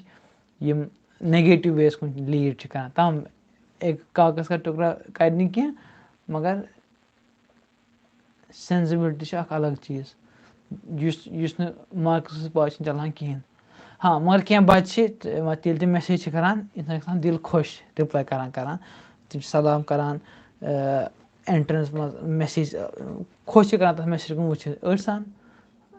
भया बह कर स्क्रीन शॉट तुलमत मे वन अख नफर बह हेका एप्लाई कर मैसेज बह हेका एप्लाई कर क्वेश्चन मार्क यह गोडे पा यह कुछ अमिस कत खतर एप्लाई कर मास्टर बैचलर अमिस क्या कर वन अगर यो ना यह स्टूडेंट बह कंस तंज करान क्या गलत फहमी गई क्या वन अगर स्टूडेंट अख लेटर लेखि लेटर ऑफ इंटेंट यह कितन लेख लेटर ऑफ इंटेंट यह कितन कर पान इंट्रोड्यूस तथ मज गो पे तम वो अम बस स्किल्स अम राइटिंग स्किल्स कहें तम कर पे लेस प्रेफर वो कह ब्या नफर इन सेम मार्क्स मगर तम वो असल पे लेटर ऑफ इंटेंट बह कोर्मुत लाइफ मज तो यम चीज इम्पोर्टेंस थवान सानि जिंदगी मज not only education overall how you present your self Assalamu alaikum. I have registered my account, but I can't log in. Please tell me what to do. Maybe it's system related key problem. Tۄہہِ کیٛاہ چھُ ہاوان تۄہہِ چھُ وَنان wrong password تۄہہِ چھُ ہاوان error کینٛہہ اگر error تیٚلہِ چھُنہٕ مَسلہٕ کینٛہہ. Sir, if anyone having passport net can yes اگر تۄہہِ passport چھُ کِہیٖنۍ تُہۍ ہیٚکِو apply کٔرِتھ بشرطے اگر تُہۍ select چھُو گژھان इंटरव्यूस खतर तक गो पे इंटरव्यू खतर इंटरव्यू विज आसन पासपोर्ट अथस कत बे नए बंद आसान चैनल करो सब्सक्राइब वनकस यिथ मौके दह दह मिलान लुकन सत कर खतर सपोर्ट करो अगेन नंबर्स इम्पोर्टेंट क्या मगर मोटिवेशन दिवान इंसानस ये वुचान बाकी चैनल तम वो ओहो अमें कहें कोर्मुत ये वोतमुत 30,000 पे MA Islamic Studies 81%. Yes, you can apply for PhD. Mir Ummi. Stipend का clear नहीं हुआ. Do we have to pay on our own extra amount? Answer. मैं वो तो extra pay करूँ क्या my Kashmir travel diaries. मैं वो ये depend करान x person to person. अगर मास कंसान अथस गोद कशर पे वनान तमिस गसान पोंस वरी. Suppose अगर ते पन सैलरी छ मिलान पन मंथली स्टेटमेंट मिलान तुम होस्टल्स मज रोजान तह ज्यादा खर्च पेवान जरूरत क्या वन अगर तुम फ्रेंड सर्कल तुम सोशल लाइफ मज गमत तह दोस्त तह चाय चेन गसान कॉफी चेन गसान सोशल इम्पोर्टेंट पार्ट तेल पेन तह पोस पर तथ खतर मज अगर सपोज कह दिमो 10,000 रॉपे रेतस सह हे आराम सान रेत कड़ित कह दिमो 10,000 सह हे कहें कर डिपेंड करान तुम कितने करो खर्च. Sir, 96% in 12th can I apply for MBS? Yes, you can apply for 12th Shiva Rohini, but 96% having 96% in 12th doesn't mean that you will definitely get this course. You can only apply because you have to see like this. There are thousands of students who will have 96 plus marks in their high school and then their other skills and there are very limited seats. 200 seats MBBS खतर apply को 500 96 अब तुम कौन करान choose तब कि MBBS थोड़ा मुश्किल but with 96 degree you can apply for any other course apart from MBBS and your selection is more probably like so आराम selection क्या तो 96% marks and you are not going for the saturated field. It showed account not found तुम करो पन credential check email या password यह account मौजूद बे आज गुक दह आज हे थोड़ा मसल गजित 1-2 दह पे ज़्यादा ट्रैफिक कह. सर आप किस यूनिवर्सिटी से कर रहे हो और क्या आपने IELTS से TOEFL दिया था? ना मे IELTS दिमुत ना TOEFL दिमुत बस टर्किश लैंग्वेज में पन कोर्स कंप्लीट करान शेख अंजर. सर वो मेडिकल सब्जेक्ट का मार्क्स दिखाते हैं या सब सब्जेक्ट का जिस तरह से वर्कस पर लिखित दे ऑल आर काउंटेड. ठीक it showed account not found तो तस्मोन में सर कश्मीर यूनिवर्सिटी में फाइनल ईयर में है मार्क्स कार्ड देते हैं लेकिन रिजल्ट नहीं आया है तो जब बाकी सेमेस्टर के मार्क्स कार्ड है ही नहीं तो क्या करे अथ हेक क्या यू हैव टू प्रूव कि तुम पारान तुम वन बह कर मास्टर डिग्री तुम गो डॉक्यूमेंट तुज अगर तुम 4 वरी गई पारान कुछ यूनिवर्सिटी मज तुम गो एटलीस्ट क्या मार्क्स तुम यूनिवर्सिटी मज पारान तुम कत कर प्रूव बह पारान how to write the letter of intent तथ खतर कमिंग वीडियो इंशाल्लाह तुम करो फॉलो चैनल तो तथ पे करो कमिंग टाइमस पे आराम सान कत बे क्या वनान यह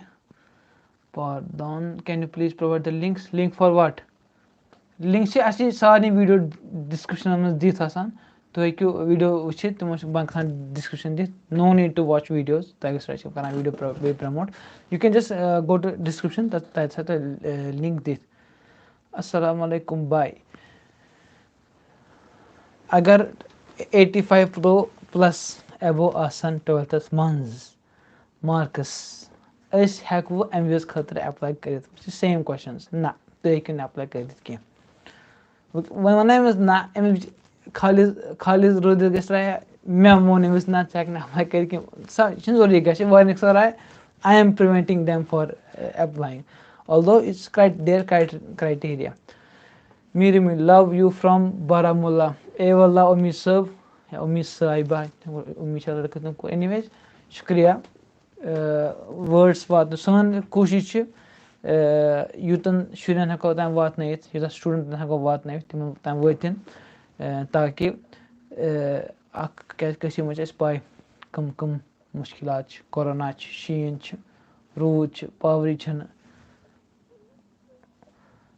बल चलाए कलान टर्की मज तुम सर तुम योर चलाए कलान बचने खतर नो नो नो चलाए कलान वाय तुत इवन यु चलाए कलान सा गो पे शीन तो तम पे रात शीन सर वो मेडिकल सब्जेक्ट के मार्क्स देखते हैं या सब देखते हैं नेचर एट इट बेस्ट शायद सेम सवाल वो करो लास्ट करो कुछ राउंड करनस बन तम सवाल तम वो तो इंशाल्लाह अगर पे वो बे करो बे कुछ लाइव स्ट्रीम इनस क्या इतन मे बचान वाया टाइम मे सारी स्टूडेंट वुचान तो ना तो मगर मे वन तह मैसेज आमुत same question can I apply for MBBS am I eligible to apply फलान यम चीज थोड़ा इंसानस पे एफर्ट्स वाया टाइम अत consume sir best course after 12th medical तुम हेकू कह कर मे पान medical and now I am doing totally different thing which has nothing to do with medical it's just your interest once you have interest you can do anything assalamu alaikum want about MBBS okay and you solar B what is the criteria to get scholarship and what normal fee for the course normal course number you can't apply for a normal course in Turkey MBBS course scholarship khatir you have to have 90% बह one सारे 90% क्या official criteria 90% plus in your 12th बस बह कर पन bracket कर open main राय अगर तुम 90+ या 92 93 छो मा करो अप्लाई मे फुल्ली मेन पर्सनल राय तिहज राय क्या तुम हेकू तोत अप्लाई कर मे भी तो किस्मत यह किस्मत खेल तक खुदा अगर यहां तह गि तो कर खाली पन experience share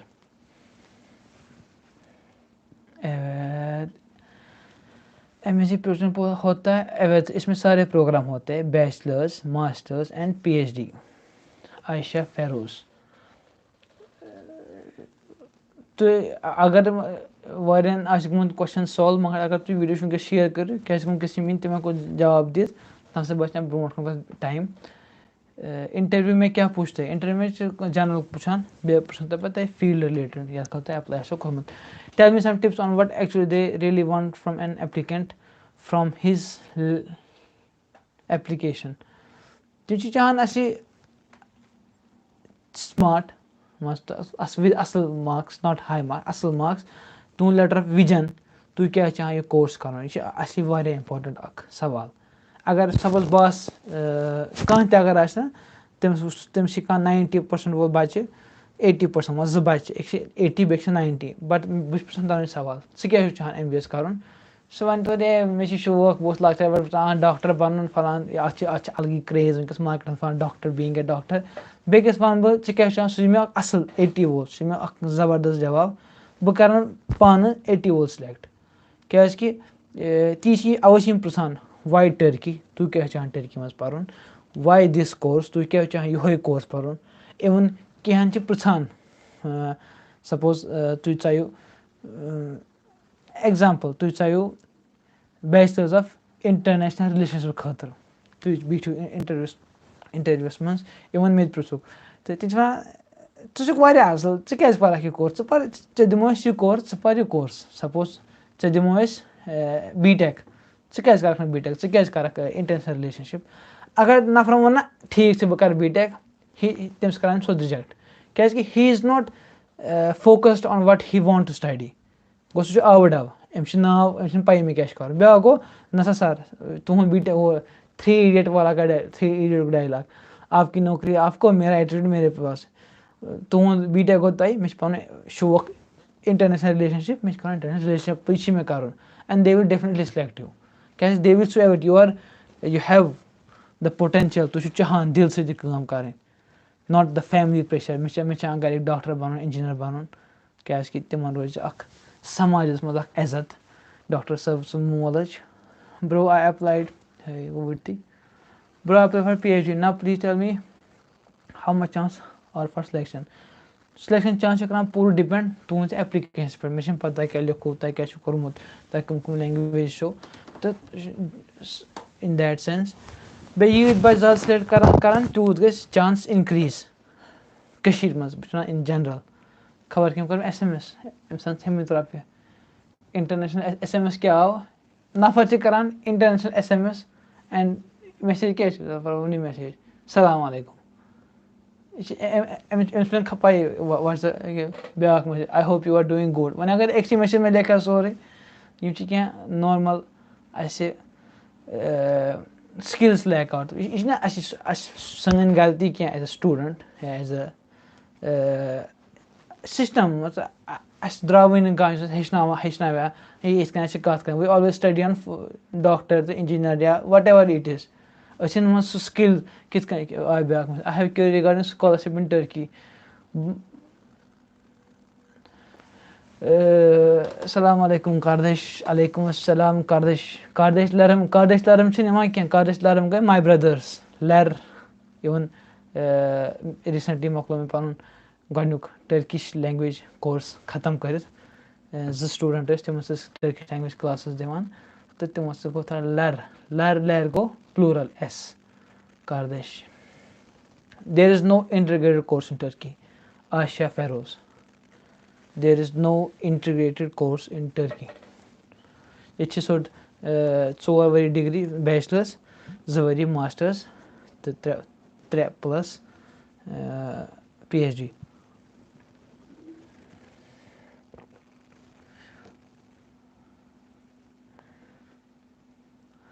brother Sheikh Anzar brother engineering گژھِ ہا بیٹر این آی ٹی منٛز پَرُن تہٕ نہٕ ٹٔرکی منٛز پَرُن ڈِپٮ۪نٛڈ چھِ کَران اَتھ چھِ واریاہ فیکٹٲرٕس گۄڈٕ گٔے پونٛسہٕ اگر تُہۍ ٹٔرکی منٛز پٔرِو you will pay less money دٮ۪ن you will pay in N I T کیٛازِکہِ مےٚ ٲسۍ قریٖبی رِشتہٕ دار این آی ٹی منٛز پَران 2-3 رِشتہٕ دار تہٕ ییٚلہِ تِم ٲسۍ پَران تَمہِ اوس خٲلی 40,000-50,000 پٔر سیمِسٹر پَتہٕ گوٚو ڈایریکٹ 1,20,000 وٕنکٮ۪س چھِ وٕنکٮ۪س کیٛاہ فیٖس چھِ for that money you will get admission in private university مِسگِبی یعنی high fly class for same money مگر اگر تۄہہِ مےٚ سکالرشِپ تیٚلہِ چھُ نوٗر نالا نوٗر اکھ چھُو پَران مُفتٕے بیٚیہِ پَران ٹٔرکی منٛز بیٚیہِ چھِنہٕ it's not only about the degree for me at least یہِ چھُنہٕ خٲلی ڈِگری آسان کینٛہہ یہِ چھِ ایٚکٕسپوجَر تُہٕنٛدۍ دوس اَتھ پٮ۪ٹھ بَنوو مےٚ اکھ گۄڈنیُک ویٖڈیو تَتھ منٛز چھُس بہٕ بیٚہوان سُہ تھوڑا new to YouTube new to camera پَیی نہٕ کِتھ کٔنۍ چھِ بِہُن کِتھ کٔنۍ چھِ کَتھ کَرُن نٔروَس کَتھٕے نہٕ نیران وۄنۍ گوٚو الحمدُاللہ واریاہ ایٚکٕسپیٖریَنٕس گوٚو وۄنۍ تہٕ تَتھ منٛز ووٚن مےٚ سٹاٹِنٛگ منٛزٕے اَتھ چھِ واریاہ ریٖزَن تۄہہِ چھِ مَلٹی کَلچَر لُکھ سَمکھان لینٛگویج کَلچَر ہیٚچھان لُکھ ہیٚچھان زُبان ہیٚچھان تہٕ پَتہٕ ڈِگری چھِنہٕ تیوٗت پَتہٕ اِمپاٹَنٕس روزان degree is important because that's why you are that's the only reason you are here but still باقٕے چیٖز تہِ چھِ آسان بَس اِنجیٖنرِنٛگ گژھِ ہا بیٹر این آی ٹی اَتھ دیُت مےٚ جواب تۄہہِ چھُ پانہٕ کَرُن ڈِسایڈ تۄہہِ کیٛاہ چھُ ٹھیٖک باسان ये इंजीनियरिंग से एडिटिंग से तो ऑब्वियसली डिफरेंट वह मसल जॉब मिले NIT वलिस जॉब मिल टर्की वलिस अत क्या जवाब जॉब मिलने कंसी जॉब मिल दनवनी डिपेंडिंग ऑन योर स्किल्स क्या तक पे तुंद बैकग्राउंड वुचान तुम कत पास आउट गमत तुम क्या हाउ मच यू लर्न तुम पाई इंजीनियरिंग मज कूत वनकस सेचुरेशन वनकस मार्केटस मज why are you from Anantnag ना बहुत कश्मीर मगर अनंतनाग ना कह बे तर सोद मैंने डायलैक्ट समझ बहुत अनंतनागो कह ब्या चीज ये लगो पा सह गो डायलैक्ट मत मज श्रीनगर अलग डायलैक्ट बारामूला अलग गांधरबल अलग अनंतनाग अलग तो बे लूक पन टसन करान and this is the main thing look पन वारिया टसन करान हुमा वनान ये वनान ये या कश्मीरी पंडित तम अलग डायलैक्ट कश्मीरी लैंग्वेज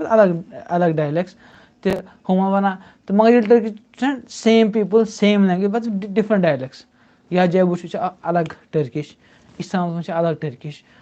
कोनियस मज अलग टर्किश डायलैक्ट्स कथ कर तरीक तो यू हैव टू नजर यल इंसान पे लकटन चीजन सनान पे गाम शहर करान पे क्रिंज कंटेंट्स में ज़्यादा फोकस करान मज वनकस खाली यूट्यूबर सीरियस यूट्यूबर कम करान ब्या तमें ये हुत यूट्यूब बुत यूट्यूब वह सा भाया बट बह बे तिहज गलती टोटली कहीं गलती सन मान तुंद कंटेंट वुचान लाइक करान पे लिखान बन क्या जबरदस्त क्या तिहद वुचान समटाइम क्या anthropology how to understand society तुम हाउ इंडिविजुअल्स बिहेव तुम वो क्रिंज कंटेंट तिहद कमेंट पढ़ो कुन सात ये लुक ता मज अत चीज कन एप्रिशिएट करान तो सह गसान थोड़ा ओहो मे कर कत बम्बरी गम I am 17 years old I have recently तो ये शायद इंसान कॉपी पेस्ट हाँ कर कंट्रोल भी सारी कर अक साथ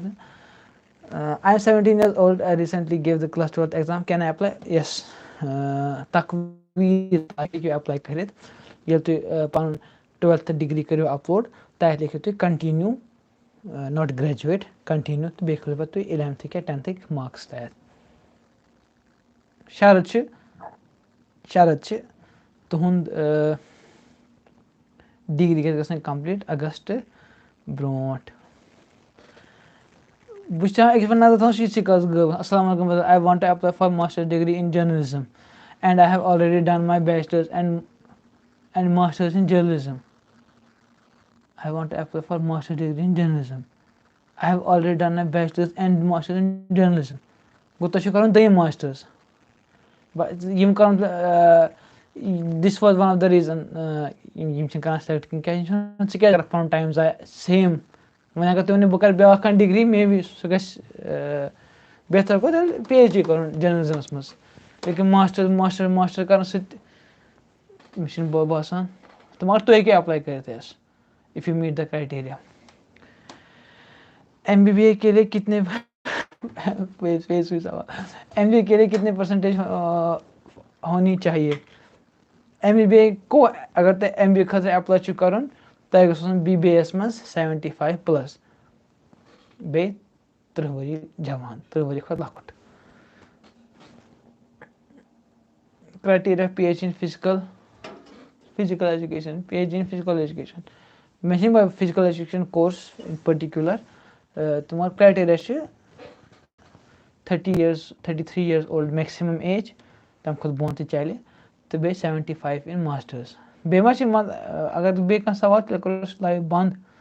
क्या क्राइटेरिया वाइटेरिया that we have already discuss that यम चीज ऑलरेडी वीडियोस में बनाइम तुम खाली 2 मिनटन में वीडियो वुचन तो यह सोरे ग क्लियर लूक तम चाह सोरे आराम गप्रेस गो कहें पृथो ब्रदर अस्सलाम वालेकुम कश्मीरी अस्सलाम वालेकुम in Kashmir where are you from नाव यूट्यूब शॉर्ट्स सनी Garavandai, bro, I have done 3 years bachelor's. Can I go for MSc in Turkey? or only 4 years bachelor's degree is accepted. No. 4 year 3 year doesn't matter. Agar tu pan degree complete chu karmuts, bachelor's degree chu pan complete karmuts, and you have the certificate that you have completed bachelor's, tu hekki apply karit. Chun zori 3 to 4 years masla chin kya. Masla chi tu agar pan degree complete gamut ya agar so gasin yath wadis mas complete. Sir फिर अगर select हुए फिर 7 साल को passport बनेगा क्या? Passport बना कहीं पासपोर्ट मसला क्या? Bro, I have done 3 years bachelor's. Can I go for MSc? You can go for MSc. Evet. Panun Vatan Kashir. Support him because he is more helpful. Eyvallah Vatan, Panun Vatan Kashir. Ka yel bu starting mas video बनाऊं कर तमी उसमें ज़्यादा support की नहीं. मैं starting में education video बनाता हूँ उसमें ज़्यादा support की. But you go वरना अकेले चला था जानवे मंजिल मैं चलता गया कारवां बनता गया. बेशक हम सारे अगर तह मस कां छु यवान योर टर्की या बेकुन जाय अगर कां छ सु करिन प्रोवाइड लुकन अगर क्या अच्छे थोड़ा क्वेश्चन छ ससान बुद्रास ब्या गस नेरन इवन मिश project how to get jobs in Turkey अख वीडियो तो अत खल करना 5 नफरन से कत क्या कि अख हेवी वीडियो तो वारिया कोर they didn't bother to reply even तिमन कर मैसेज मिशन प्लान बना वीडियो मे तुंद एक्सपीरियंस जरूरत तु क्या सोचान क्या अगर बह कत छुस करान मीन पर्सनल राय वन अगर बह 10 नफरन कत था पाय आसे तो ओनली 2 or 3 रिप्लाइड तथ खत कि ये जॉब इन जॉब कहीं जो भी है तो बाकी को रिप्लाई यह थोड़ा एज अ कम्युनिटी अगर तु बे कुन जाय वातान यूरोपस मन एशियस मन टर्कियस मन वट वेयर यू आर तुम वसान तुम हेक्यू लुकन हेल्प कर तो तुम पो करें तुम हेक्यू पन चैनल बन तुम हेक्यू कोलैबोरेट कर कह मगर once you have will to help तुम करू कुन तरीकस मज. सर बे कश्मीर गाइडेंस वेबसाइट तुम ऑल ओवर स्कॉलरशिप खतर स्कॉलरशिप दिवान all over globe Hungary Thailand माईलैंड कह स्कॉलरशिप तुम हेक्यू सह चेक कर तम सह पाई कि कत क्या रोजान बे स्कॉलरशिप सोरे कह अगर तुम स्कॉलरशिप मिलो तो कहें इंशाल्लाह बह वन तुम ब्या वीडियो या यम हेकन पन खर्च पान तुल टर्की मज तम हेकन अलग मैसेज कर तम हेको अलग प्रोग्राम छाड़ित तो तम हेकन पे normal as a normal student पढ़ित गसान बाकिन जायन पढ़ने खतर सेम रेट या तम सस्त गि पर्न तो मगर that will be more helpful क्या स्कॉलरशिप जरूरी मिल सारे अगर 1000 करान अप्लाई मैक्सिमम मिल 100 मैक्सिमम यम 900 तम हेकन तोत 100 पन्नस खर्चस पे बेहतर कि तम गसान बाकिन जायन पे पे मसल गसान तम खत बेहतर पे आउटसाइड बाकिन जायन गसान. सर 12th का रिजल्ट फरवरी में आएगा शीट आप करेंगे में आएगा एप्लीकेशन फॉर्म में 12th का रिजल्ट शीट कब अपलोड करेंगे तुझे पे मेल करान मे द्राव result this is my result या तुम हेक्यू वंस एप्लीकेशन गज खत्म तुम हेकान पे पन एप्लीकेशन एडिट कर कहें ब्या रूल एप्लीकेशन गो खम बंद तो नो एडिटिंग इन दैट. बह कर तुम सारे गुजारिश वनकस 50 नफर वुचान यह गो मेन खतर क्या 50 नफर पन टाइम स्पेंड करान अगर तुम लिखो पन जाय तुम कत पे वुचान श्रीनगर गांदरबल बारामूला तो तम लगे पाई कि कोर तथ कत पे लुक वनकस वुचान. पुलवामा गो पुलवामा श्रीनगर पुलवामा जोम जमिस मार्च मार्च असल मार्च मे इराद बह गस मार्च मगर कोविड द्राव ना वह क्या करो कसा थे import home heating even isa I mean I have made a video on that too how can we keep ourselves warm in winter तो playlist अच्छा दर्शन खोज के वीडियो चैनल पे तो import करना मुश्किल तक ये जिस चीज तम खुद पे टैक्स भरन تہٕ تَتھ پٮ۪ٹھ چھِ سُہ چھُ الگ پروجَکٹ تَتھ پٮ۪ٹھ چھِ کٲم چَلان اِنشاء اللہ یِم کٔشیٖرِ منٛز کَرو کوٗشِش کٲشِرٮ۪ن لُکَن خٲطرٕ ہٮ۪لٕپفُل پٮ۪ٹ فرٛٮ۪نٛڈلی ہیٖٹِنٛگ سِسٹَم خٲطرٕ جِناب تُہُنٛد سارنٕے ہُنٛد مُختلِف گُلزار میٖر فرٛام راجوری تۄہہِ چھُ تَران کشمیٖری لینٛگویج سَمٕجھ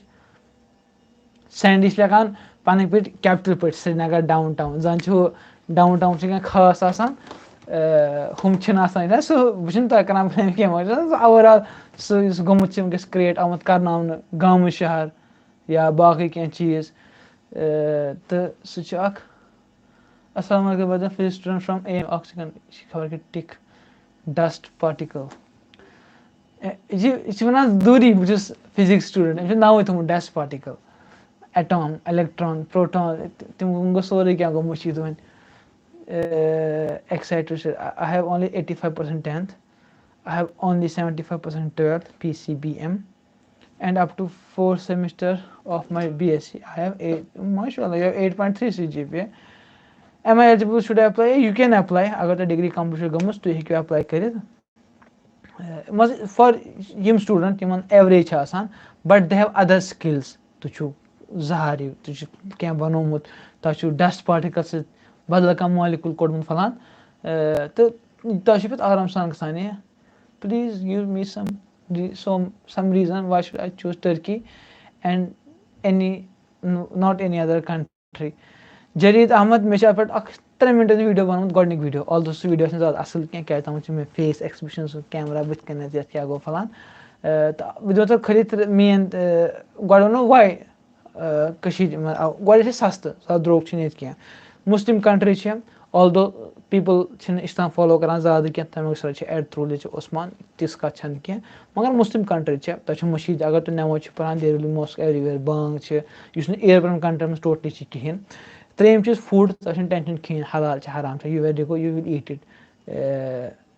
آرام سان یا باقٕیَن چھِ مےٚ سونٛچُن مےٚ چھِ اَکھ دوس اِوٕن مےٚ تہِ اوس گژھُن پولینٛڈ ایٚکسچینٛج پروگرام کووِڈ سۭتۍ ہیٚکہِ نہٕ گٔژھِتھ کِہیٖنۍ نہٕ تَتہِ سُہ گوٚو پَتہٕ ییٚمہِ ؤری دوٚپُن سُہ چھُ کھٮ۪وان ٲلوٕ سودا چھُ مےٚ تَتہِ چھِ منٛز کھٮ۪ن تَمہِ بہٕ چھُس کھٮ۪وان ٲلوٕ ییٚتہِ کیٛازِکہِ اِف یوٗ ہیو دیٹ بیٛاکھ گوٚو ایٚکسچینٛج پروگرام یِتھ کٔنۍ مےٚ اوس گژھُن یا میون دوس گوٚو تُہۍ چھِو وَنان ٹٔرکی پَتہٕ چھِ ہٮ۪کان تُہۍ کُنہِ تہِ یوٗروپین کَنٹری گٔژھِتھ أکِس شاٹ ٹایم پیٖریڈَس خٲطرٕ تہٕ بیٚیہِ ایٚکسپوجَر مےٚ چھِ وٕنکٮ۪س پَنُن قریٖبی دوس کَزاکِستانُک کَزاکِستان چھِ وٕنکٮ۪س رۄلہٕ ووٚتھمُت واریاہَن آسہِ پاے واریاہَن آسہِ نہٕ پاے کِہیٖنۍ تہٕ کۭتیٚن چھِ پاے کَزاکِستانَس کیٛاہ چھُ گوٚمُت لیٹٕس آسک نہ چھُس بہٕ وٕنکٮ۪س ٹٔرکی منٛز بہٕ ما چھُس کَزاکِستانَس منٛز کِہیٖنۍ یِتھ کٔنۍ تُہۍ چھِو تِتھ کٔنۍ چھُس بہٕ تہِ how many of you are aware of the situation in Kazakhstan اکھ ہاں ؤنۍتو اَتھ تُلۍ تو اَکوے 15 منٛز تُلۍتَن اکھ تِم گٔے 2% کٕہٕنۍ کَزاکِستان میں کیٛاہ ہوا جیسوٗر 1 گوٚو 1 2 3 4 أسۍ چھِ وَنان 160 کِلوٗ تیوٗت مٲرۍ کھیٚنۍ وٕنہِ تہٕ ایویر مےٚ چھِ منٛز دوس مےٚ چھِ روٗم مےٚ چھِ پَنُن قریٖبی دوس اَکھ یہِ چھِ کَزاکِستانُک I have been with him for like 5 ؤری مےٚ چھِ سورُے کینٛہہ پاے کَزاکِستان کیٛاہ چھِ بہٕ وَنہٕ not in general sense but Kazakhstan کیٛاہ چھِ تَتہِ کیٛاہ گورمٮ۪نٛٹ چھِ how things work in Kazakhstan تَتیُک سِسٹَم کیٛاہ چھِ like I know Kashmir I can say کہِ مےٚ چھِ وٕنہِ کَزاکِستان پاے ناٹ دیٹ مَچ بَٹ تۄہہِ چھو پاے کِتھ کٔنۍ چھِ کٲم گژھان وۄنۍ پرٛوٹیسٹ کَتہِ گوٚو سٹاٹ کِتھ کٔنۍ گوٚو سٹاٹ پَتہٕ کیٛاہ گوٚو وۄنۍ کُس چھِ کَران کیٛاہ یہِ کیٛازِ لٔج مےٚ پاے ناٹ اِنٹرٛوڈیوٗس اَٹیک یہِ چھِ الگ چیٖز یہِ کِتھ لٔج پاے ییٚلہِ مےٚ دوس اَکھ ییٚتہِ چھِ اَفریٖقاہَس منٛز یا بیٚیہِ کُنہِ جایہِ منٛز یہِ گوٚو تیٚلی پاے یا چھِ میٖڈیا وٕچھُن تَتھ آسان پَتہٕ وَن سایڈ سٹوری ریٖسنٛٹلی وٕچھ مےٚ اَکھ ویٖڈیو کَزاکِستانَس پٮ۪ٹھ مےٚ وٕچھ دوٚپمَس ہے وَنان یہِ دوٚپُن یہِ چھِ اَپُز وَنان and we are well aware of media how media works تہٕ یہِ چھُ اَکھ ریٖزَن تُہۍ ہیٚکِو پَنٕنۍ شُرۍ پَنُن پان پَنٕنۍ عزیٖز نٮ۪بَر کُنہِ جایہِ پَرٕنۍ کیٛازِ اَکھ واس سپوز اگر تُہۍ سرینگرَس منٛز پٔرِو تۄہہِ بَنو سرینگرٕکۍ دوس یا تۄہہِ بَنو کٔشیٖرِ ہِنٛدۍ دوس تُہۍ اگر وۄنۍ دِلہِ منٛز پٔرِو تۄہہِ بَنو دِلہِ ہِنٛدۍ یا بیٚیہِ سَراوُنٛڈِنٛگ سٹیٹ ہِنٛدۍ تہٕ بیٚیہِ آسان پَنٕنۍ دوس گٔے وۄنۍ اگر تُہۍ ٹٔرکی منٛز پٔرِو تۄہہِ بَنو इंटरनेशनल दोस्त कजाकिस्तान इंडोनेशिया सोन अफ्रीकिक मुल्क सह छ अख फ़ायदा आसान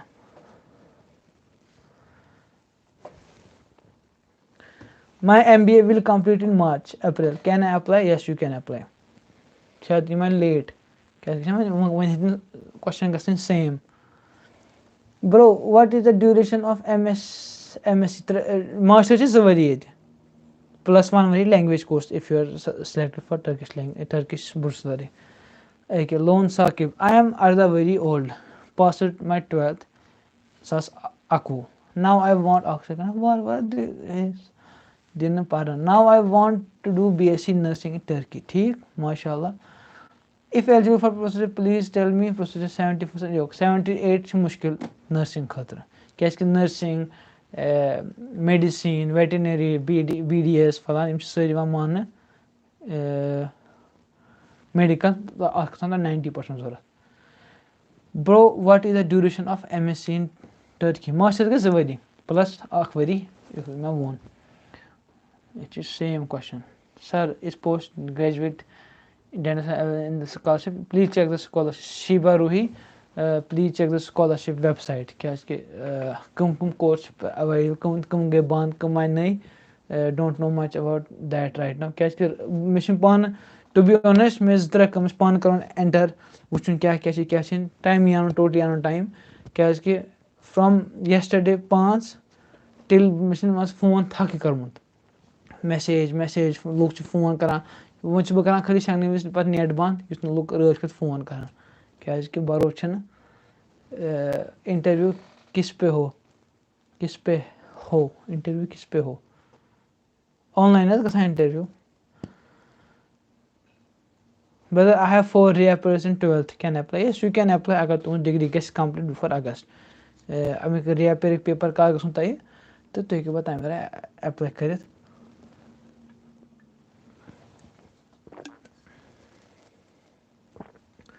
बाय रेफरेंस लेटर कौन देगा जो आपको जानते होंगे आपके प्रिंसिपल आपके टीचर महल प्रेसिडेंट एनीवन मगर जुस तथ लेवलस पे आस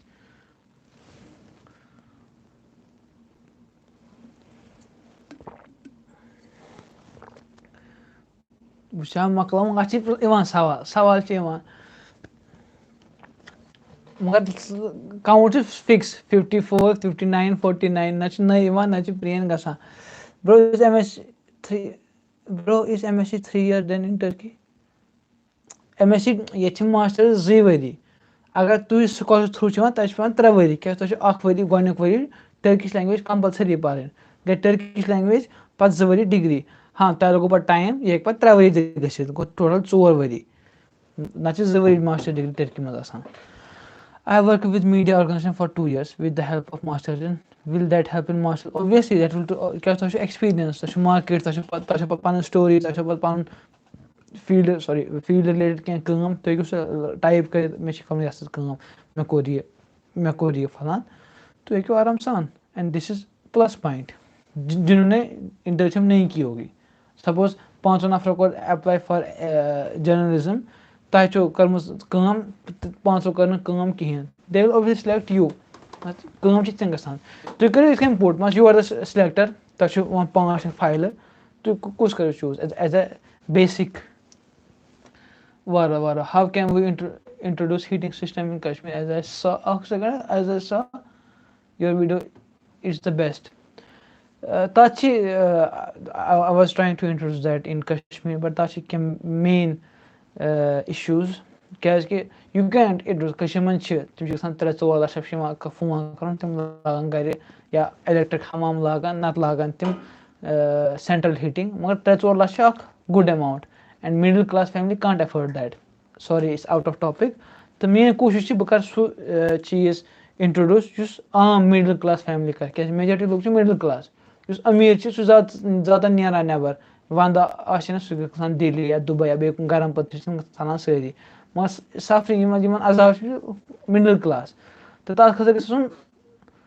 सस्त वन मज इलेक्ट्रिक हमाम पावर शीन पे लंड पे वसित तो पावर वो क्या कर कत लग हमाम इन दैट सेंस तो अत चीज़ पे सोचन तो इंशाल्लाह अगर खुदा सोच تہٕ we will be that, we will do that. بیٚیہِ یُس ویٖڈیو آسہِ اگر تَتھ کانٛہہ تَتھ بنٛگَن کٔرِو تُہۍ کَمٮ۪نٛٹ پَتہٕ چھُ گژھان سُہ ٹاپِک گژھان رِلیٹ. اگر مان ژٕ سپوز ٹرٛاوٕل ویٖڈیو چھُ تُہۍ کٔرِو تَتھ پٮ۪ٹھ کَمٮ۪نٛٹ بہٕ کَرٕ تَتھ تَمہِ حِساب اٮ۪پروچ تَمہِ حِساب جواب. ہیٖٹِنٛگ تَتھ کٔرِتھ ایجوکیشن حِساب. سر please تصدُق تحسیٖن. I had 76% in BTech. Can I get MTech course scholarship? You can apply for the scholarship. Getting it is not guaranteed because no one knows. مگر تُہۍ ہیٚکِو ایپلاے کٔرِتھ. بھائی یہ بتاؤ MBBS کے لیے کب کر سکتے ہیں اپلائی. تُہۍ ہیٚکِو 10 فیبرؤری 2022 تانۍ ایپلاے کٔرِتھ. یعنی تۄہہِ چھُو 39 days to apply. I am having 65 MBBA. Can I apply? بہتر گوٚو not to apply. کیٛازِکہِ 75% چھِ minimum criteria. There will be many students who will have more than that. If you Vakas Beg, if you have other skills, other activities, then you can and you should apply. Only then. Brother आज तक कितने खर्चा हुआ आपका. कमियों खर्चा कितना हुआ. ये तो रोजनों कुछ पर्सनल how you spend. पन account detail खोलून public domainस منٛز. I am having 65% BBA. Can I apply? Vakas Bey replied. Brother आज तक कितना खर्चा हुआ. खर्च कौन आमदनी या ठन्नी. भाई इसका कोई एंट्रेंस एग्ज़ाम है. हाशिम भट्ट न जनाब इसका कोई एंट्रेंस एग्ज़ाम नहीं है. You just apply, put your letter of recommendation, SOP, and then अगर तۄہہِ باسان چھُ تِمن اگر باسان تُہۍ چھُو اَصٕل بَچہِ تۄہہِ چھِ تِم کران mail saying respected Hashim Bhat you have been selected for interview please come دِیِو اِنٹرویو. اگر سُہ جان گوٚو تہٕ تۄہہِ چھُو پَتہٕ تِم دِوان direct scholarship with air ticket. سۄ چھِ Turkish airline. Bro you are from north Kashmir. بہٕ چھُس منٛز کٔشیٖرِ منٛز سرینگر حظ Srinagar. Can gazetted officer provide reference. Gazetted officer چھِ کٔشیٖرِ منٛز اکھ ٹٔرٕم مان ژٕ تٔرکہِ منٛز they don't have something like gazetted officer. یہِ گژھِ آسُن سُہ نفر یُس تۄہہِ زٲنِو. اَوَے چھِ کران یِم پرٛیفر تُہُنٛد ٹیٖچر تُہُنٛد پروفیسر یُس تۄہہِ رِلیشن آسیو. گیزٹِڈ آفِسر چھُ کُنہِ ڈِپاٹمنٹُک تٔمِس تہِ تۄہہِ کیٛاہ رِلیشن چھِ. You have to connect the dots. Bro BVSC मिल सकता है. BVSC क्या होगा. Science in 80%. Yes you can apply for that. Sir मेरा 6th सेम का रिजल्ट अभी नहीं है. मैं सेम क्वेश्चन नहीं. एक सेकेंड. अप्लाई कर सकता हूँ. अगर कर सकता हूँ तो कौन सी क्वालिफिकेशन लिख सकता हूँ. تۄہہِ چھُو تۄہہِ 6th سیمسٹر رِزلٹ درٛامُت کِہیٖنۍ مگر پوٗنٛژِم ژوٗرِم ترٛیٚیِم دوٚیِم أکِم یُس سیمسٹر چھِ تَمیُک رِزلٹ آسہِ اوپھُلی درٛامُت. یُتھُے تُہۍ پَنٕنۍ بیچلر ڈِگری فِل چھُو کران تُہۍ چھُو تَتھ منٛز لیکھان کالیج کر کَرو سٹاٹ تہٕ سٹیٹس. یُس سٹیٹس چھِ تَتھ منٛز تُہۍ لیکھِو کَنٹِنیوٗ. کَنٹِنیوٗ مطلب گوٚو تُہۍ چھِو نہٕ گریجویٹ گٔمٕتۍ کِہیٖنۍ تُہۍ چھِو پَڑٲے کران. پَتہٕ کھٲلِو تَتھ منٛز پلین سیمسٹرٕکۍ مارکٕس 3 4 5 یِم سیمسٹر چھُ تَمیُک مارکٕس کٔرِو تُہۍ اَپلوڈ تہٕ ہوپفُلی تُہۍ گٔژھِو سِلیکٹ. اُمید چھِ زیادٕ کھۄتہٕ زیادٕ بَچہِ گژھن سِلیکٹ. دِل والا لی gaming 96 points. You are meeting the criteria they are asking for but میون چھُ تُہۍ مہ کٔرِو ایپلاے MBBS خٲطرٕ کِہیٖنۍ. اوید سر پلیٖز بولے MSc نرسنگ کا پلیٖز سر بولے MSc نرسنگ کا کرٛایٹیریا پلیٖز سر رِپلاے ہاو ٹُو میک SOP. تَتھ پٮ۪ٹھ ووٚن مےٚ اَمہِ برونٛٹھ تہِ تَتھ پٮ۪ٹھ کَرو أسۍ ڈِٹیلٕڈ ویٖڈیو وِد اَوَر زانَن وول نیکسٹ دِس ویٖکٮ۪نٛڈ تہٕ تَمیُک سٮ۪مپٕل ہٮ۪کو تۄہہِ بہٕ اَمہِ برونٛٹھ تہِ سٮ۪نٛڈ کٔرِتھ. السلام علیکُم نثار بٹ کاردیش. Please tell me what should I do in portal. I showing account not found after I register. I also registered mail. تُہۍ ہیٚکِو کینٛہہ ٹایم پَتہٕ ایپلاے کٔرِتھ تَمہِ ساتہٕ چھِ اَتھ گژھان لوڈ پیٚوان کیٛازِ راتھٕے گوٚو یَلہٕ پوٗرٕ دُنیُک لوڈ چھِ तो सह हेकान थोड़ा प्रॉब्लमेटिक वाई नॉट MBBS क्या यह हाईली सैचुरेटेड यह highly saturated Hashim Bhat Bro, are you studying via scholarship? Janaab, I am studying via this scholarship. That's why bus karan lokan yel pan apply kor to teli hek bu tay guide kari yel pan as pay to kya hek man war best university for MA economics दूसरे coming video में इसका जवाब आपको professor से मिलने की मजा आती मज गो जान सर इस time necessary No, stamp is not necessary. Wahid sir. Sir, presently I am 12th pass student. Can I apply for bachelor's of arts in any subject with 78 degree? 78 and 7. Yes, you can apply. Shah Amir.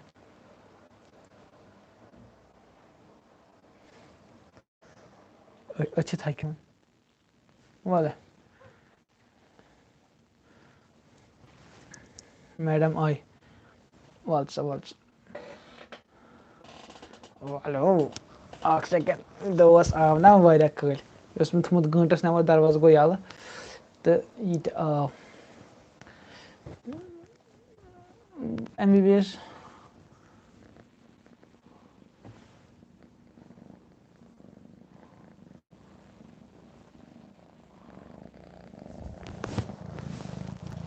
My degree gets completed in July. How can I submit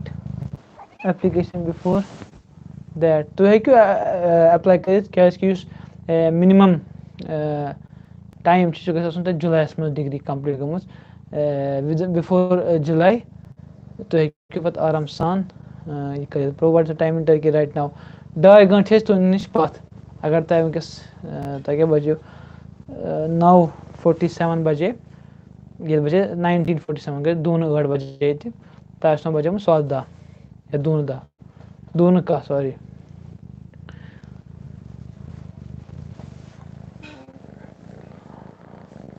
how can I apply तो है कि apply आराम से कर जिसमें link दिन sir what should be the percentage in bachelor in order eligible for scholarship in MSc 75 plus in your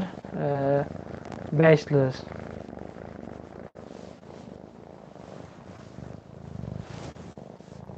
Go for it.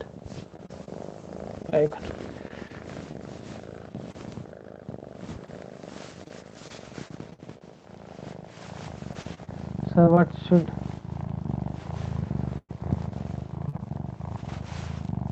Definitely कब upload करोगे बकायदा उसको फेसबुक पर अपलोड क्या जैसे एफ डी अपलोड करने की यूट्यूब पर अपलोड गसान की बाकी यूट्यूब पर या तो मैसेज करित तो पता तम सो फॉरवर्ड कर मास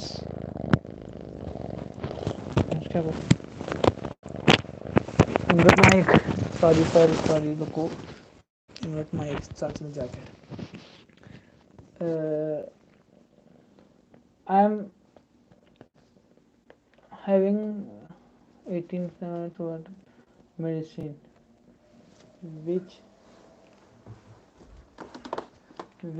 should I go medicine को मुश्किल at times पे तो तय बात है see you in Turkey inshallah वही सब see you in Turkey I so can I opt for PhD apply for PhD? Yes, you can apply for PhD.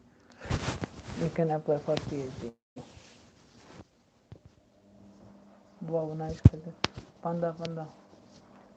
Nice cat one image go change से reference center कब upload करोगे वो उनमें can you know someone who fills the form? No, I don't know anyone in Srinagar. Okay, by science Turkish language course main course चलान किन सुच अलग आसान सुच अलग अखवरी course आसान जुस चलान छ I request I request everyone please ask reasonable questions. Not waste the time. Wallah, Panu Vatan Kashmir. I will finish in 5 minutes. Mongo Varia Akon Sajimed Gosh. After the record, inshallah, bond. When you me and Saval Chitaman Katra, Chonam Bay, I'm basically kitty percentage. I'm basically cut the Gasanta Asen. What happened? 90 plus. My sorry.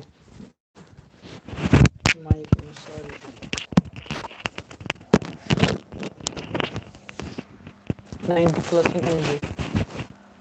Link for what? Assalamualaikum. खबर के में 498 marks. कत मस